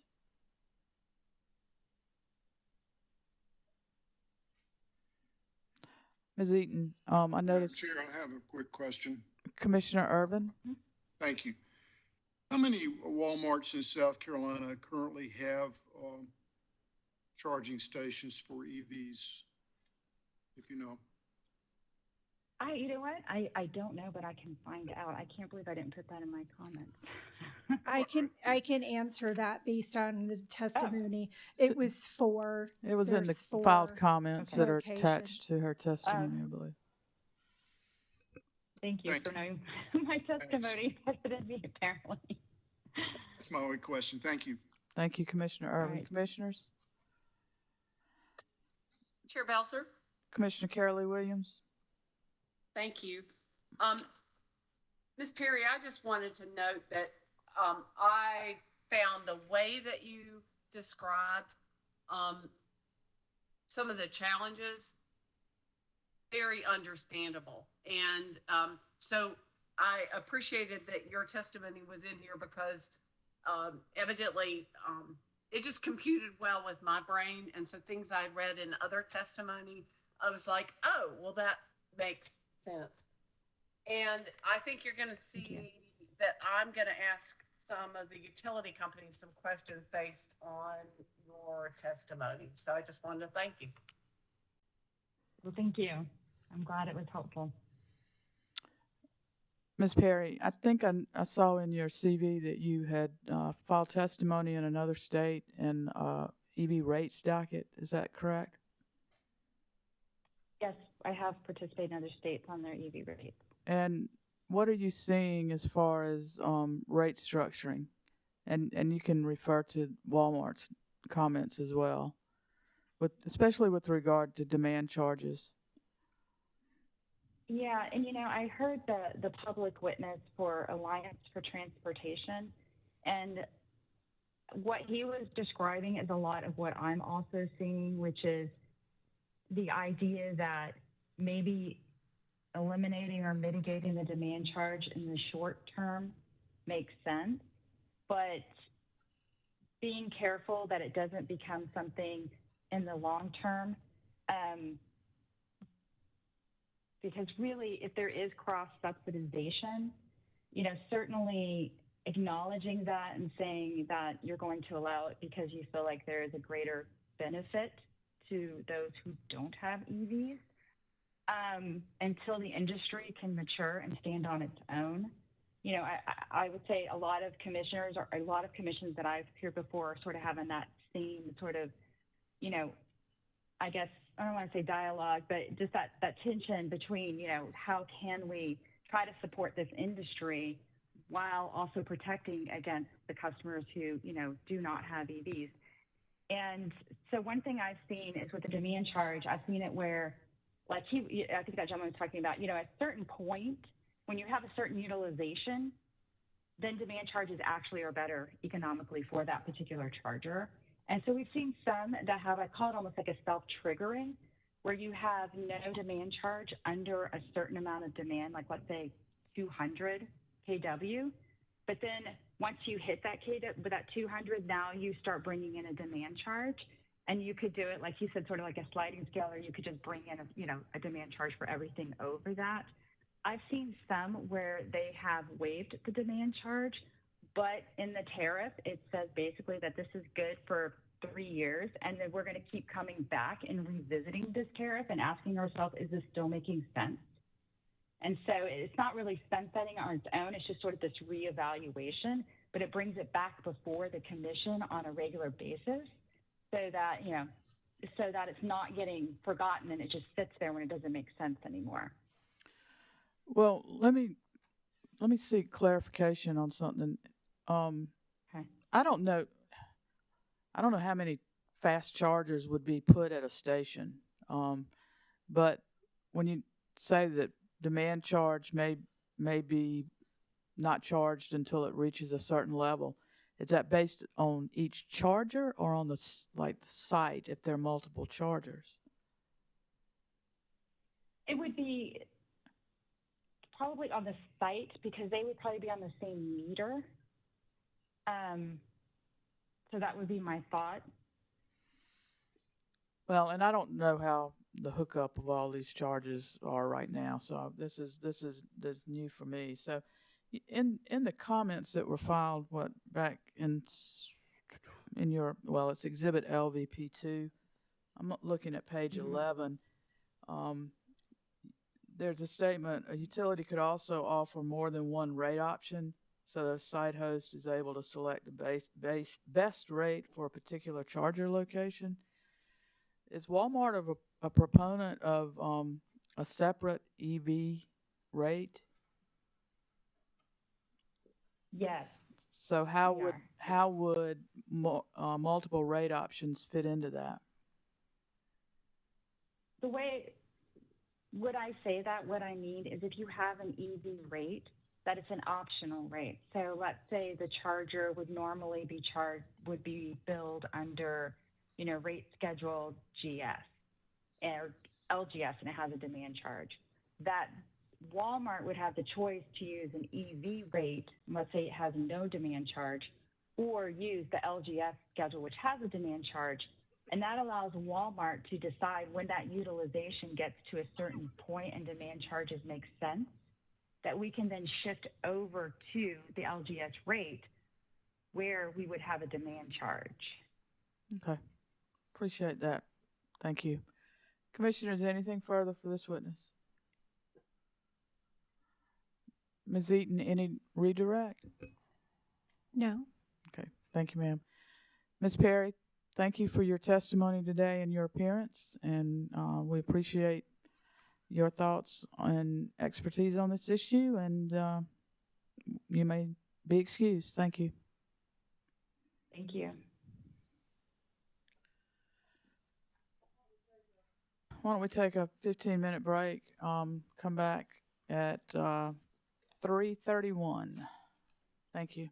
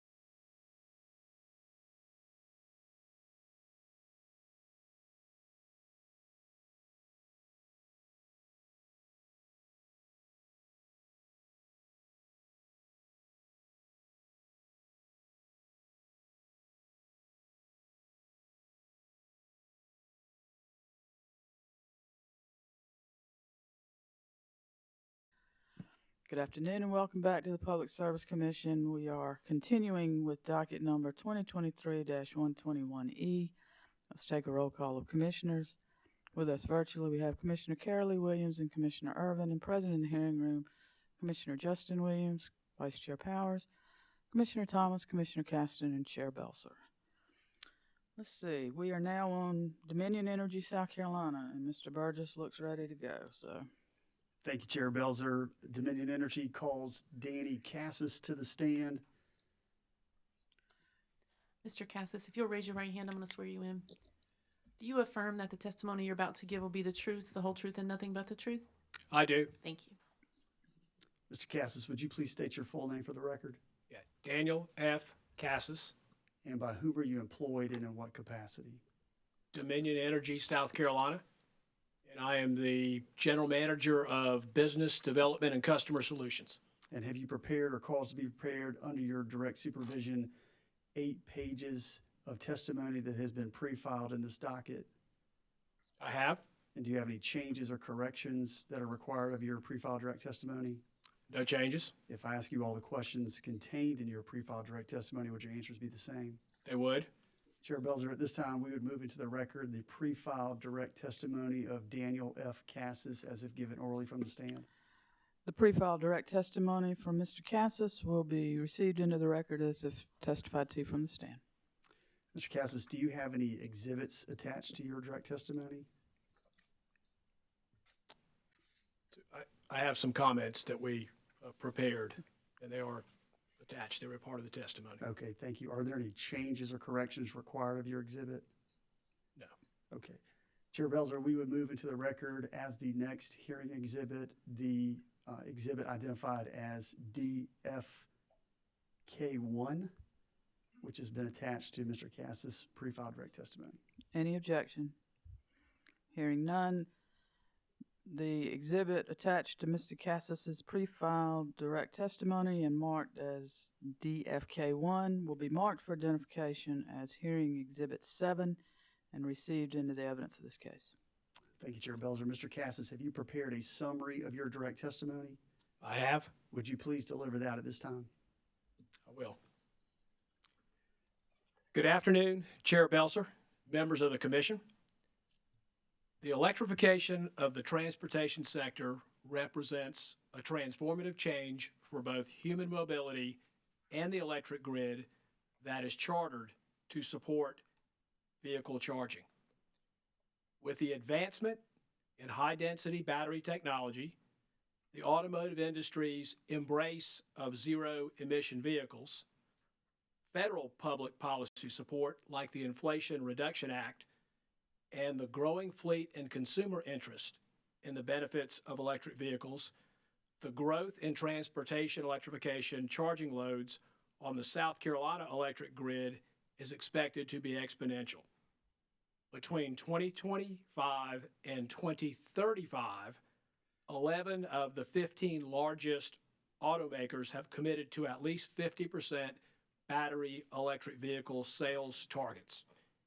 In fact, zero-emission vehicle policies are already being influenced by state programs requiring 100% of light-duty vehicles to be zero-emission vehicles by 2035.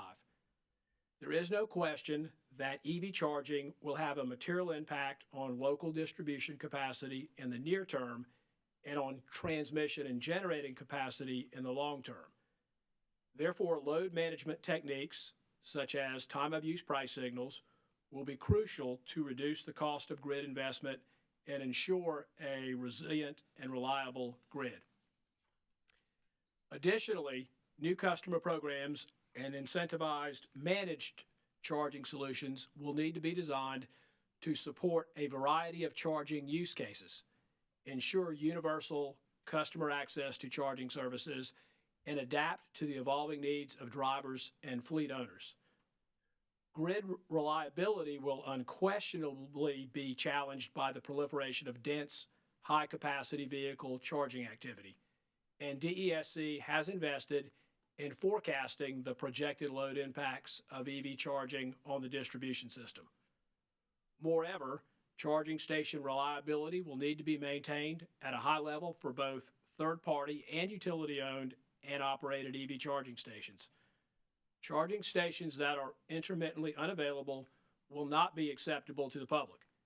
Instead, reliable access to EV charging services will be a prerequisite to South Carolina's successful realization of transportation electrification. Resiliency of the charging network along designated evacuation routes in South Carolina should ensure that the network can handle increased traffic flows during evacuations and that chargers and grid infrastructure that serves them are properly hardened against extreme weather conditions. Moreover, these situations should be regarded as critical facilities. Electric vehicle supply equipment or charging station network build-out, ownership, and operation should be undertaken with reliability and equitable access at the forefront. Collaboration with utility partners will be a key to serving this public interest. DESC is committed to ensuring timely and efficient connectivity for every customer's EV charging infrastructure needs, regardless of size and location. Policies governing the connectivity of EV charging infrastructure in both the utility and customer domains will assist enabling all parties to rationalize capital investments in fit-to-purpose charging systems. This concludes the summary of my direct testimony. Thank you, Mr. Cassis. Chair Belzer, Mr. Cassis is available for questioning by the parties as well as examination by the commission. Thank you, Mr. Burgess. Parties, any questions for this witness? Hearing none. Commissioners, questions for this witness? Vice Chair Powers? Thank you. Good afternoon, Mr. Cassis. A question I guess I have for all utilities is, does Dominion plan on being in the charging business? So that's a good question. So as you probably are aware, we currently have an on-bill financing program for level 2 charging, which is 100% driven by customer demand. We currently see the DC fast charge level 3 charging market as advancing. There's an entity that currently owns 14 DC fast charge stations in our service territory, and they have fairly aggressive plans to continue to promote that market. We're more interested in serving that load. If there ends up being places where the market's not serving, that would be of interest to us. But we just want to serve the load, and then in places where the market's not supplying a solution, we would be interested in that if it helps advance electrification of transportation. When you say there is an entity, is that entity in any way connected to Dominion at this time? They're not connected. They're a retail customer that builds charging stations, and they own a car company you may be familiar with. You're not thinking about trying to put them at truck stops and gas stations and? No. Okay. When you talk about evacuation routes, and I think we've been lucky for some time now, if the power's out, power's going to be out on those chargers as well, will it not? If the power's out, unless they have one heck of a microgrid, so big that you couldn't imagine, yeah, they're out of service, which is why we stress that point about that resiliency and about needing reliable service in that case. Well,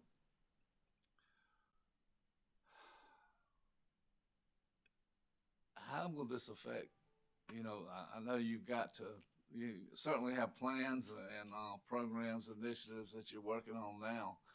How will that affect the ordinary ratepayer who doesn't have an electric vehicle? So, we are a big believer in non-participants not bearing the cost for participants. So that's principally something that we've fostered and have promoted.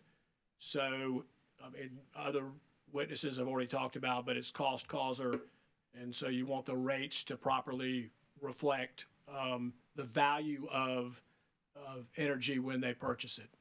So we're interested in continuing that no harm to non-participants. Participants certainly can use energy to charge their car, but we don't want those costs passed on to non-participants.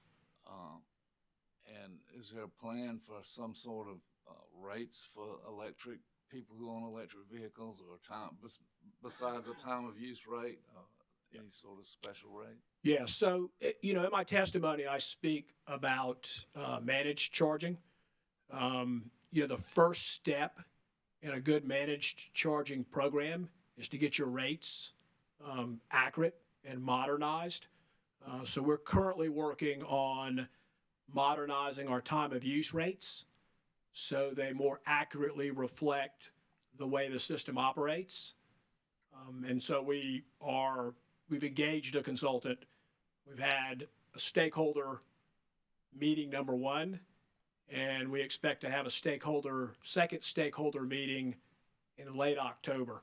So we're in the planning process for what I would describe as modernized time of use rates. Okay. Since Dominion operates in other states, is other states ahead of where you might be in your program, Dominion's service areas, or? I interface with Virginia. So actually, for a short period of my career, the team in Virginia and South Carolina were combined, and we still share principally the same transportation roadmap. I would say they are ahead, at least in not so much the planning space, but in modernizing rates and things, just because of regulatory construct in the state of Virginia. So I think that would be a fair statement. All right, so do you see some of what we've heard today is that all this is just going to take off, quadruple, quintuple, whatever the term may be. Do you see the necessity of building more plants or seeking out new construction involving this in South Carolina? Yeah, so I would refer, and I did this in my testimony, but in our integrated resource plan filing, which was docket 2023-9E, there was an exhibit by a witness, Scott Robinson, who did a 50-page report and analysis on adoption rates in our service territory.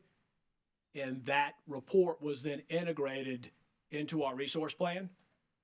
I will say that through 2030, I think the inputs into that report have turned out to be fairly accurate on a backwards look.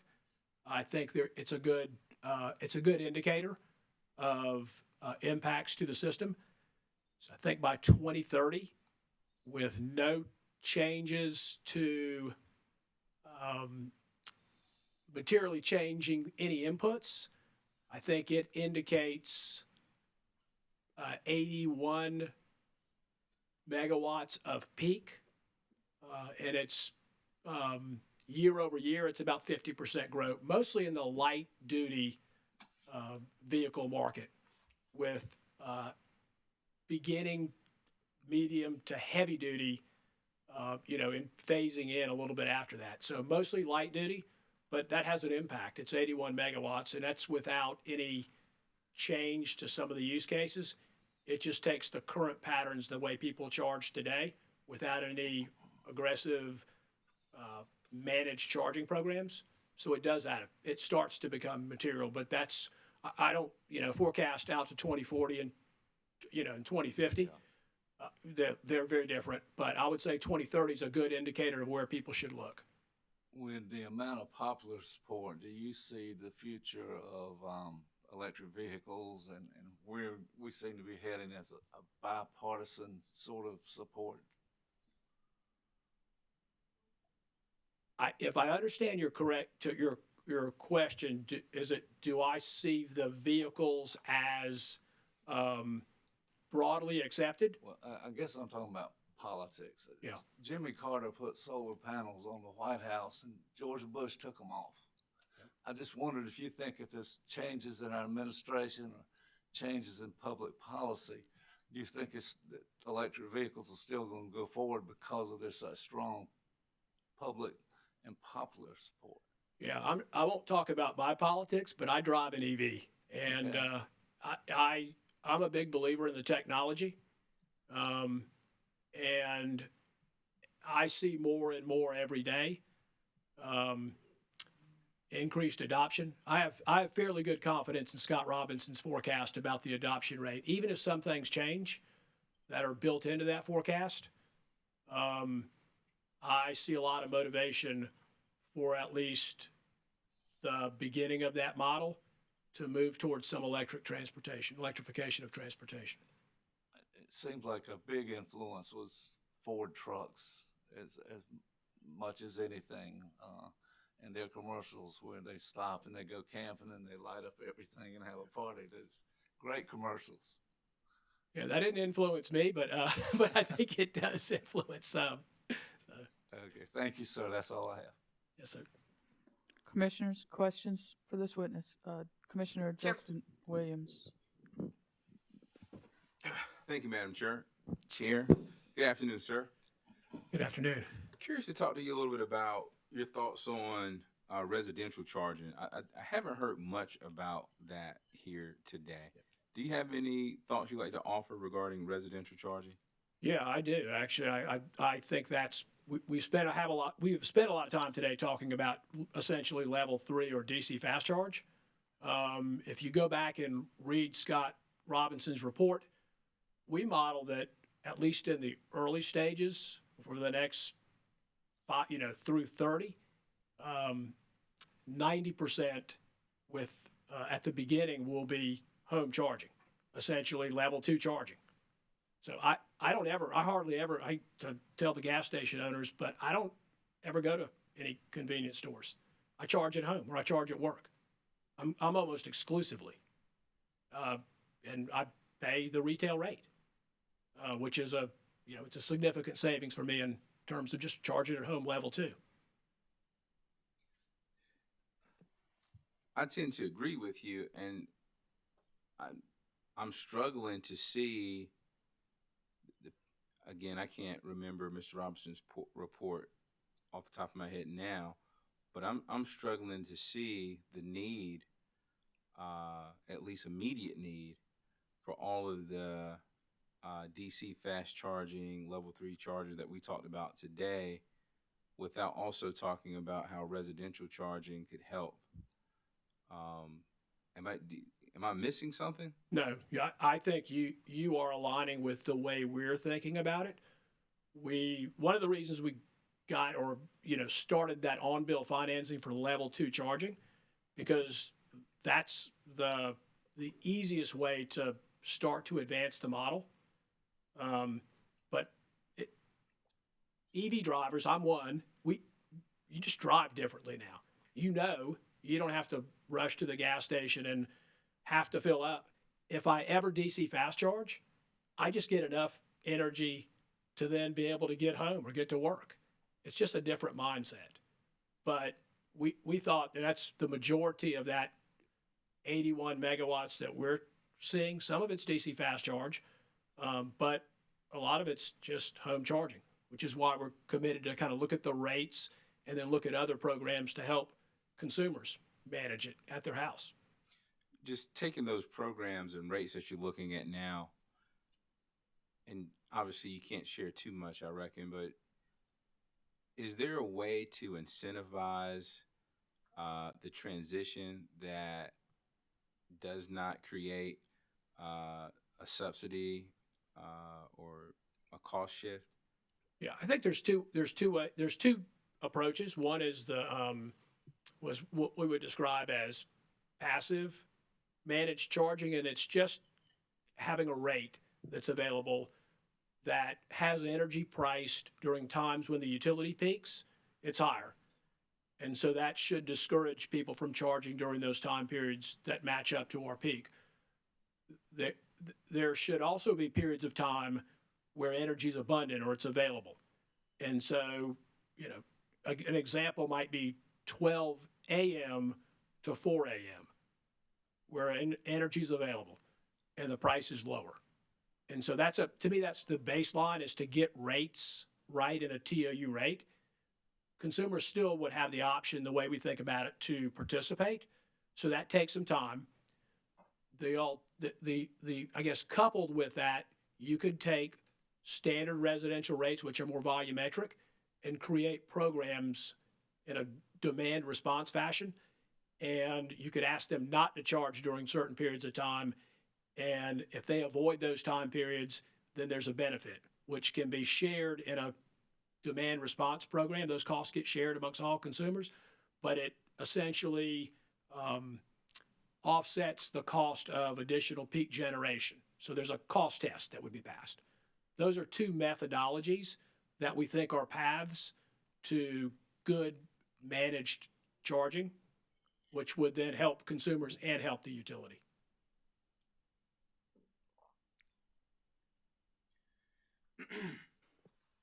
So is it fair to say that there's an opportunity to grow and potentially maximize the transition at the residential level, or by offering charging at the residential level that could be a buffer, or maybe help limit the unnecessary construction of DC fast chargers? I think, though, in the end of the day, the ecosystem is going to be both of those types. But I do think there is going to be a lot of level 2 residential. There's going to be people that live in multifamily locations. If they have enough chargers at level 2, they'll have a place to charge. They can buy a vehicle. I think it's a balance. As an EV driver, I do wish, for example, that I don't drive a Tesla, so I don't have access to their network today. So there are less of those types of chargers. So I have to be more intentional about the way I travel. So I do want the proliferation of some of that to be part of the whole ecosystem, but I think it's a balance of those two. I think we should keep that whole perspective in the way we think about policy. You should have both of the markets served.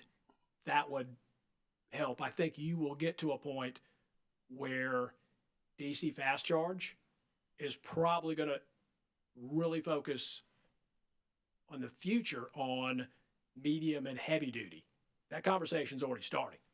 That's where I think the policy is probably pretty important. We're too early to I think develop deep thought about that policy, but that's coming quickly.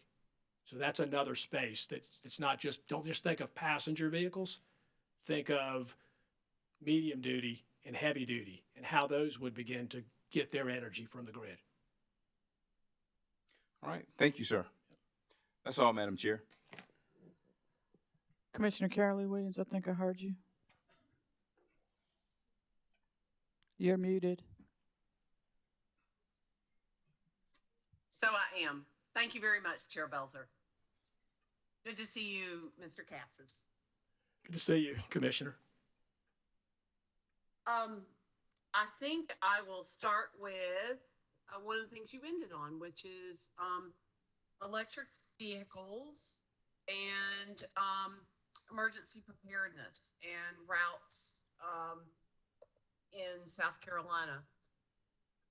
Are you suggesting that there's a role for the commission or for the utility companies that we can help facilitate there?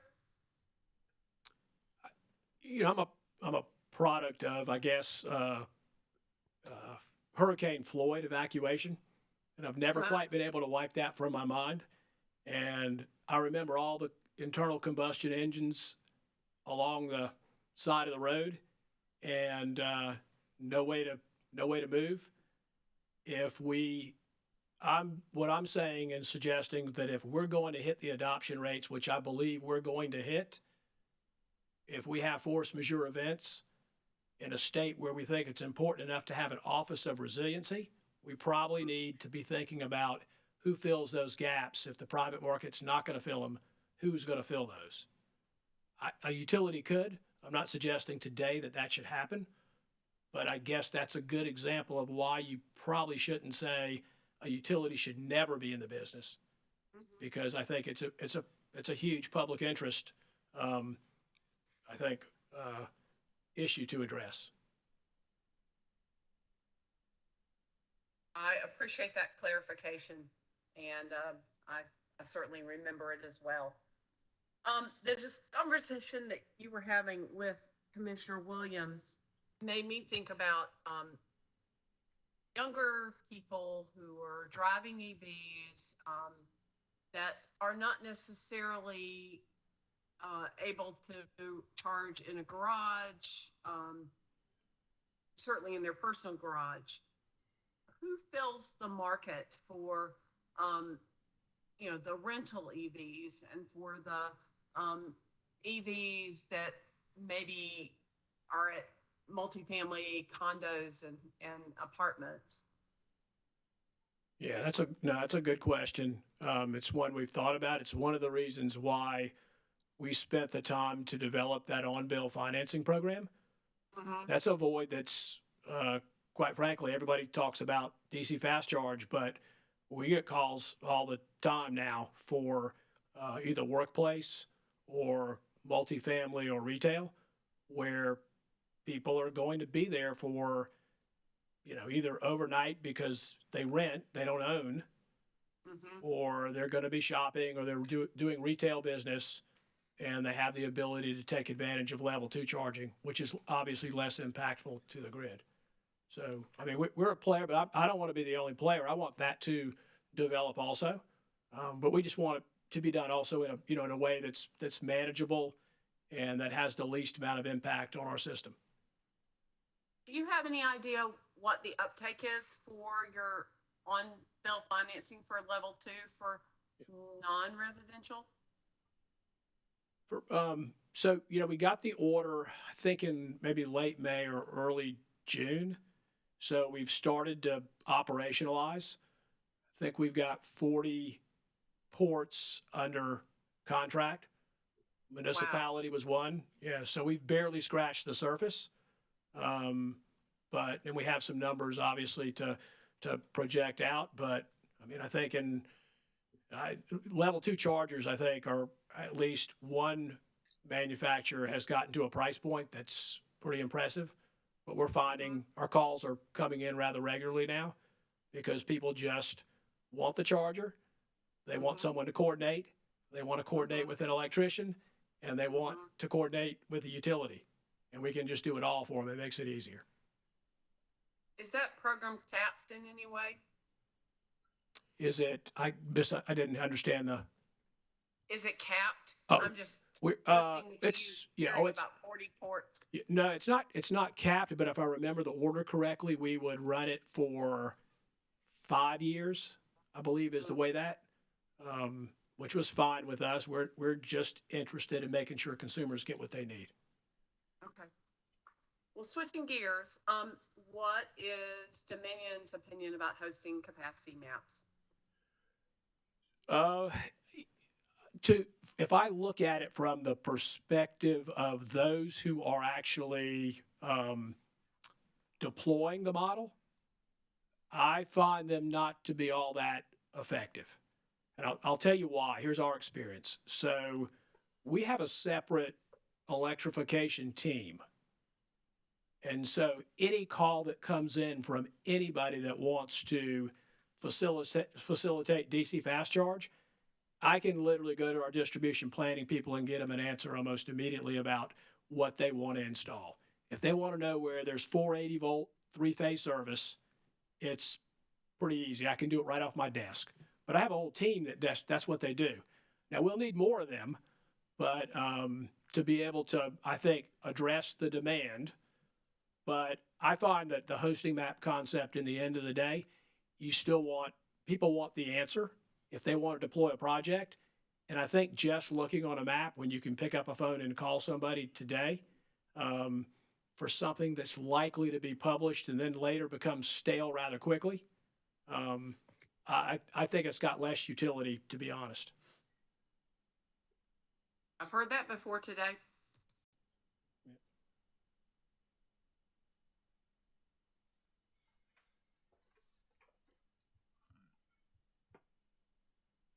Do you know if Dominion provides, if they're hosting capacity maps in other in other Dominion territories?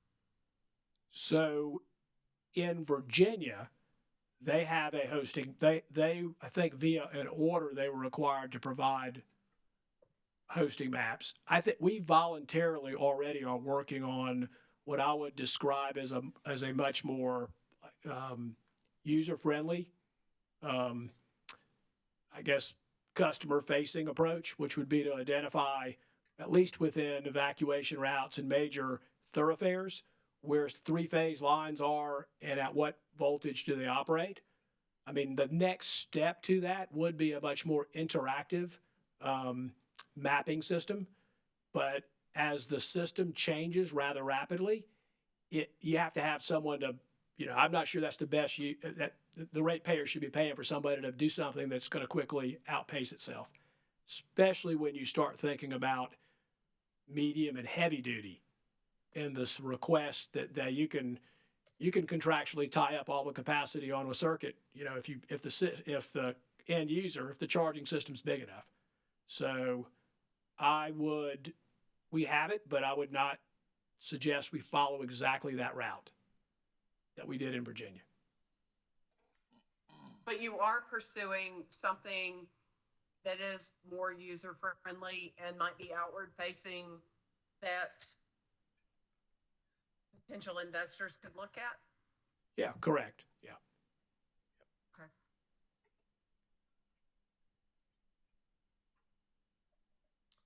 Okay, talk to me some about transportation electrification plans versus, I don't like saying it as versus, but as they relate to integrated resource plans.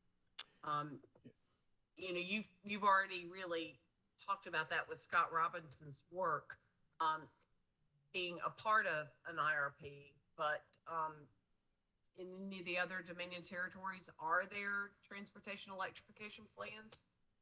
And before I quit talking, and how do you see them evolving more robustly within the IRP? Yeah. So that's a lot. I will say that I think in Virginia, they, if I recall policy or where they ended up, there was an order that also allowed them to be a provider of service. So one of the items was the hosting map, and another was the 3-year, the triennial filing of a transportation plan, which they met that requirement. One of the reasons why we did our analysis and provided it in that IRP docket was because it is becoming a more significant piece of the business. But there are also other electrification components too that are driving what I would describe as the total resource planning model. It's just one, but we think it appropriately fits in the IRP. We're already committed to update. We won't have it updated in time for our updated IRP. So when we file the 24 update IRP, we won't have it. But I think we're slated for Scott and his team, the Guidehouse team, to have it updated in mid-24.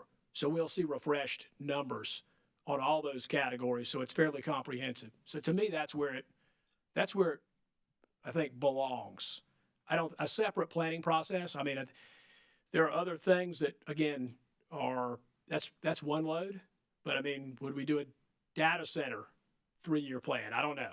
Would we do an electric boiler program? I'd say it all fits in the IRP is the way we think about it. And from my naive perspective, to me, it's about timing, and it ultimately comes to the IRP. And the only reason that I can think of to generate it separately is if you need to have it that much earlier in the process, that it makes sense to have it a year ahead of the IRP. But it sounds like you guys, I mean, clearly with 2023, you integrated it into the IRP. And is your goal to integrate it with all comprehensive IRPs? Yeah, with the load that we described, I mean, I think that's just getting to 81 by 2030. That's significant. I mean, that already gives you a lot of information about why you should be thinking about managed charging. How I don't, programs would come somewhere else, but that's the way we think about it. We think that's the comprehensive planning document is the way we think about it. That's why I don't see us going forward without repeatedly updating that plan, which is, it's fairly robust. And I may be using the wrong term, but for every 3 years, you're committing to having a robust update, and perhaps in between we might have additional numbers. Yeah, we won't, as you said, by 2024, but there'll be new numbers between 2024 and 2025. Yeah, our 24 transportation forecast would then go in the 25 update of the IRP. Okay. Yeah.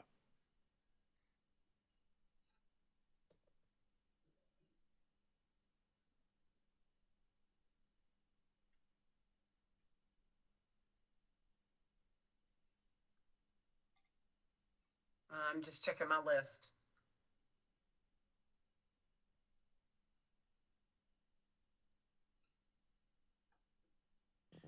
Commissioner Williams, if you, I have one question if you want to keep looking. I would be happy for you to ask your one question or more, and I'll jump back in if I need to. Thank you very much, Mr. Cassis. Thank you, Madam Chair. Thank you. Commissioner Williams. Relative to, I think, Mr. Fialkov and Ms. Perry's comments, talking about not necessarily the challenges, but I guess dealing with the utilities, not saying it in a negative way, but if they're, who do they contact? For example, if someone has an interest in charging stations, commercial or otherwise, who do they call? So we're a big believer in this is important enough to have a separate department. So the electric transportation folks work for me. So we have a team. Almost everybody on my team has operational experience. So there's effectively one call for our service territory. I will say that those that are really deeply engaged in, for example, the DC fast charge business, I have one customer who we do a call with every 2 weeks. They're that, so it's not like you can't set up a call. We had a meeting with Walmart and they shared some of their plans with us already. We got a team that's ready to go. Actually, I just need more people because I think it's going to be that much more activity around a lot of the electrification of transportation. Okay, that really answers the question. And for those folks who haven't contacted you yet and want to, in the old phone books, you used to go through it and see this department, this. How do they do that? Is it on the website or? We have website. So that would be one way. If you took the opportunity to call our call center, they would be able to identify the specific people. I mean, sometimes we get people they do go through initially the customer service engineering folks that they know. We move them right to our transportation folks who then begin the process with them. Answered my question perfectly. I'll probably ask that of Duke too. Thank you very much. Yep. Commissioner Williams? Thank you, Chair Belzer. Mr. Cassis, I'm back. Good. Okay. And I want to make this as quick as possible, but do you have Ms. Perry's testimony? I don't, but I I did read it. Okay, well, you've really answered a lot of the points that she made, and so I'm going to go through them and see if they make sense. If I heard you correctly, where you did address them. There are 4 points that really struck me, and one won't come as a surprise, but she talks about the utility planning process is typically an internally driven process that does not solicit much outside or customer feedback. In the case of fleet electrification, which is being driven by customers, utilities should be soliciting customer submitted projections on how much additional load will be needed and where customers expect this load, ... And what I heard you say is that you all are working on a process. You've had your first stakeholder meeting. You've got one coming, in addition to Scott Robinson's work regarding numbers in terms of the impact of electrification. Do you have anything you want to add on what else Dominion is doing in this regard? Yeah, just simple. I mean, one of the things I know they wrote the comments and they provided those in testimony. I'm also glad they met with us before that so they could share their plans with us, which was great. So that's, but I want more. And quite frankly, we've had other fleet customers that have had, and some, including some that are in logistics businesses, that have very clear plans about how they how they intend to deploy, how many DC fast charge behind their meter, how many level 2, so it accommodates their business model. So those are all important. I think the fleet space is interesting. I would describe the way we're thinking about it today as advisory, but it's not advisory with in the way that there's a program. It's more about educating them about the rates and about the different ways they could take service, even physically in the field, and just, fundamentally understanding the rates. I mean, I don't think most people realize they're talking about, in the size of fleet in some cases, and the size of the charging assets makes a big difference then on what's the optimized rates. We have some customers who do a pretty deep analysis and will change the rates and sign longer-term retail contracts to save 3%. And you have some that want safety, and they do want the blanket of having almost no opportunity to have a demand charge. And they'll go on rate 9, which is our small general service rate, just so they can avoid. But we spend a lot of time, I think, in what I would describe as advisory services, which is why that's our core role of that team was to help in that process. So we'd be prepared for what I would call the electrification transportation transformation. Sounds good. Another item that she talks about, and actually someone else talked about it, was the need with transportation electrification to allow utilities to invest in and recover costs associated with this needed infrastructure in the areas of anticipated growth prior to the immediate customer need. Is that a need, or is that not how you do business anyway? Yeah, it's tricky because I mean, look, I don't think utilities are interested in build it and they will come. That's in somebody else's testimony. Yeah. So I think what we're seeing so far in the model is that participants are recognizing they have some impact and they're willing to bear those costs. I think it gets a little more complex when you start to get into bigger loads around the medium and heavy duty. And those will come, so I don't want to dismiss them, but I think that's where some of that conversation starts to take place. But I subscribe to the idea that, and we do as a company, that participants pay, non-participants shouldn't bear those costs.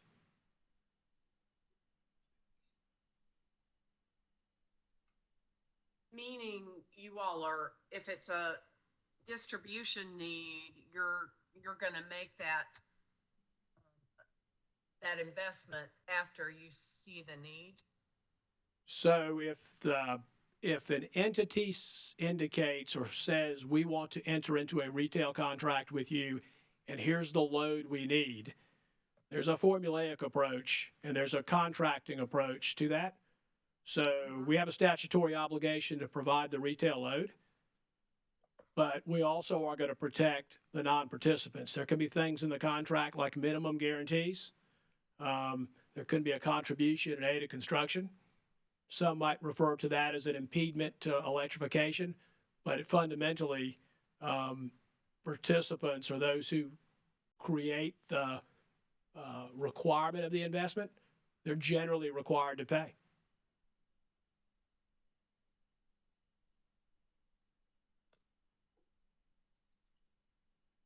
I'm always learning. That makes sense. I'm glad I asked.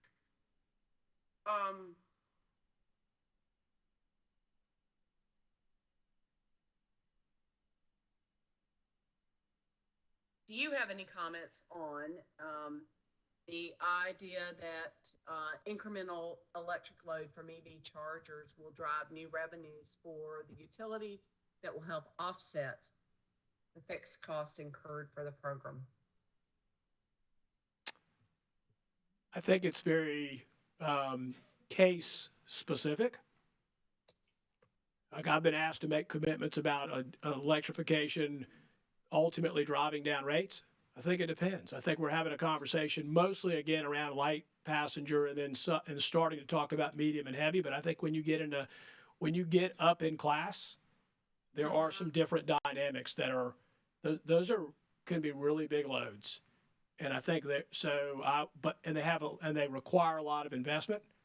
So I would have to, I think it depends on how this transformation evolves and how aggressively medium to heavy duty gets electrified. Sounds like I should ask you again when you know more. Well, that's why we're going to do that forecast, right? Right. And that didn't come off right. When you're when there's more experience is what I meant to be saying. Yeah. And finally, they have a section, and Commissioner Caston, I think, made this ask you about this, and I understand you've got this whole team of people, but in Ms. Perry's testimony, she talks and recommends, for example, ways that utilities can help implement shorter turnaround times for utility easement changes and other responses required from utility. Number 2, create program websites that not only clearly explain the program, but provide helpful information about the process of installing an EV charger from start to finish. And number 3, maintain a list of approved EV charger vendors who are familiar with a particular program. Any comment? Some of those are good. Some of those are easily implementable. Down to some of the tactical issues. Because we know where most of the infrastructure is, and probably shouldn't surprise you, we know most of the landowners because we've probably gotten easements through most of their property over the years. So sometimes we're even able to help in facilitating. If you desire to be a host, we can help move that along. I don't think there's shortcuts, but I do think utilities dedicated personnel to some of those types of issues, I think, can help commercial customers that are interested in moving towards electrification of their fleets.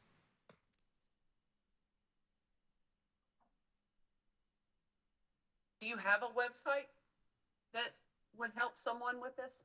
We do. I don't go there very often, but we can provide that. Yeah. So we build it out. Quite frankly, we work with a team in Virginia so that it's common. So it's a one dominion. So we share a lot of information. They have some about their programs. We have some about ours. We're always enhancing it and trying to make it better. As always, very helpful. Thank you very much, Mr. Cassis. Thank you, Commissioner. Commissioner Thomas. Thank you.